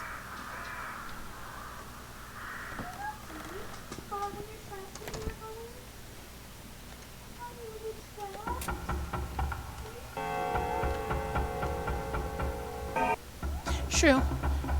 You've almost come too, see? We've been here all along. What is this banging noise? What noise? Are you okay? Oh, it should be. Are they nailing my coffin? Their murderer is a steppe demon. A Shabnak Adik.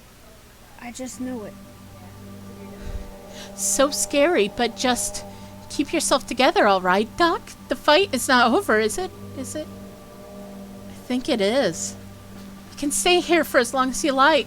The world is your oyster. You can even live forever if you want. As for the banging and the other horrors, just forget them. How can anyone forget all this? Just keep it out of your head. Allow yourself to zone out. And morning will come once again. Once again, I will wake you up, sort of. Will help you like I always do. Everything will be fine, like it was before, huh?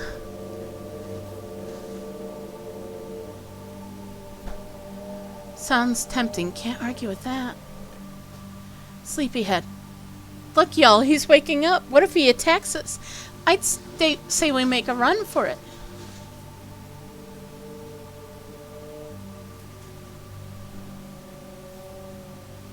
You're running nowhere.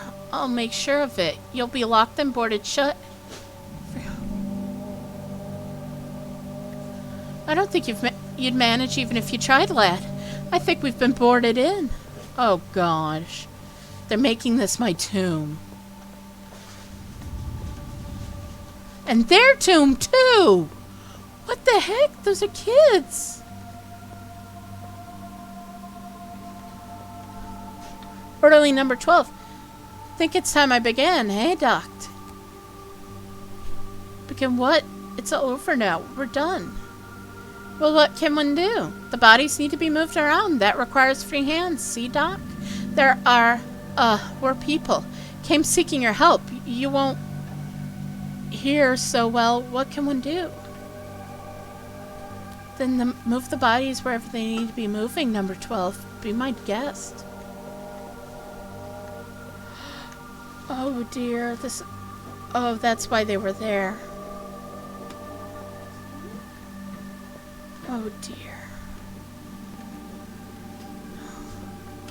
Okay, I think this is the room. Okay.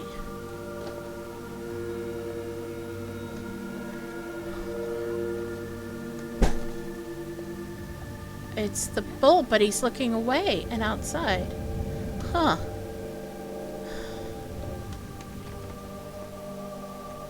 Spitty. Again. I see you in plain might. Most importantly, don't be scared. Go without fear. Concentrate on yourself. Am I dying? You need to push your limits. You're shackled now, caged. Defy the laws of this cage. You're right. The body is a prison. Everything is but an illusion. Spare the cliched preaching, will you? That's not what I meant. And in any case, don't you think that this idea is cliched precisely because so many people come to realize its truthfulness? You don't really have a choice. You have heard my words. Now you need to understand how they apply to you personally. You alone. Indeed, I'm alone.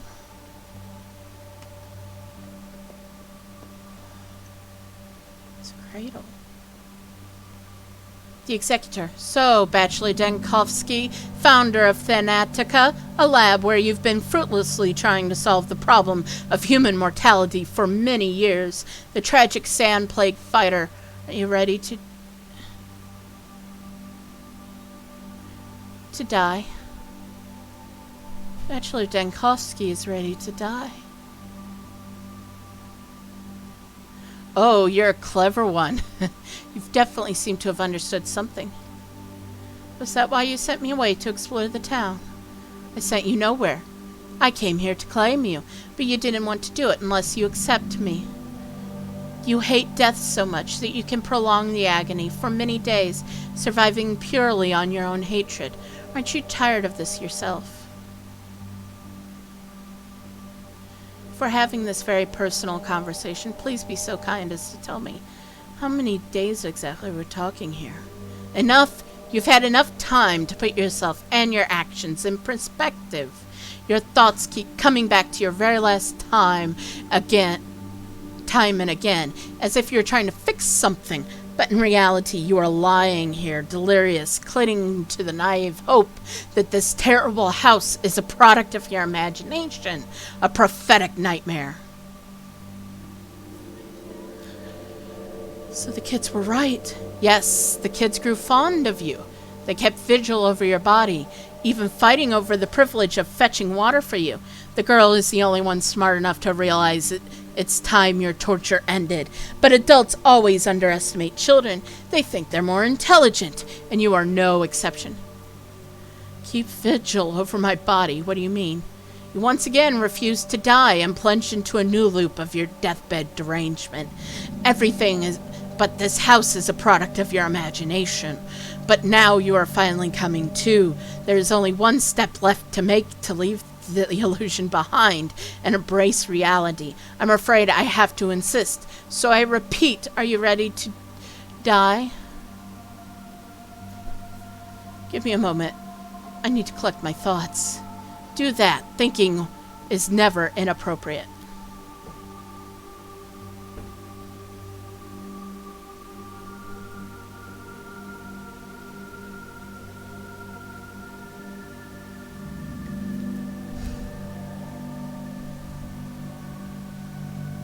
Spitty, the stepwoman, claims that as long as we understand where death leads to, we keep on living.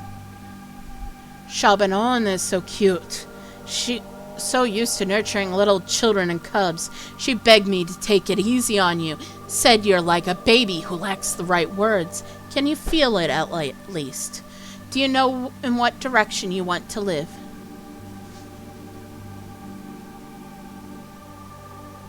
Yes. I have an idea of what's beyond this place. It's undoubtedly more intriguing. I want to break out. You choose freedom. Congratulations. Give me your hand. Now the interesting part begins. It turned out to be true. The transition is real, and the timeline continues. So does the entity I call myself. More emotion, less words. They are all obsolete. It's all different now.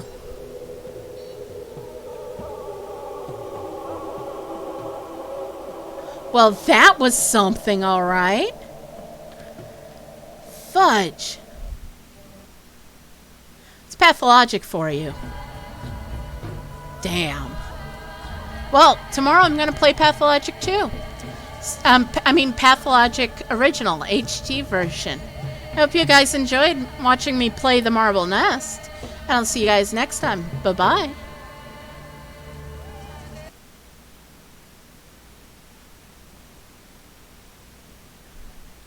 Just damn.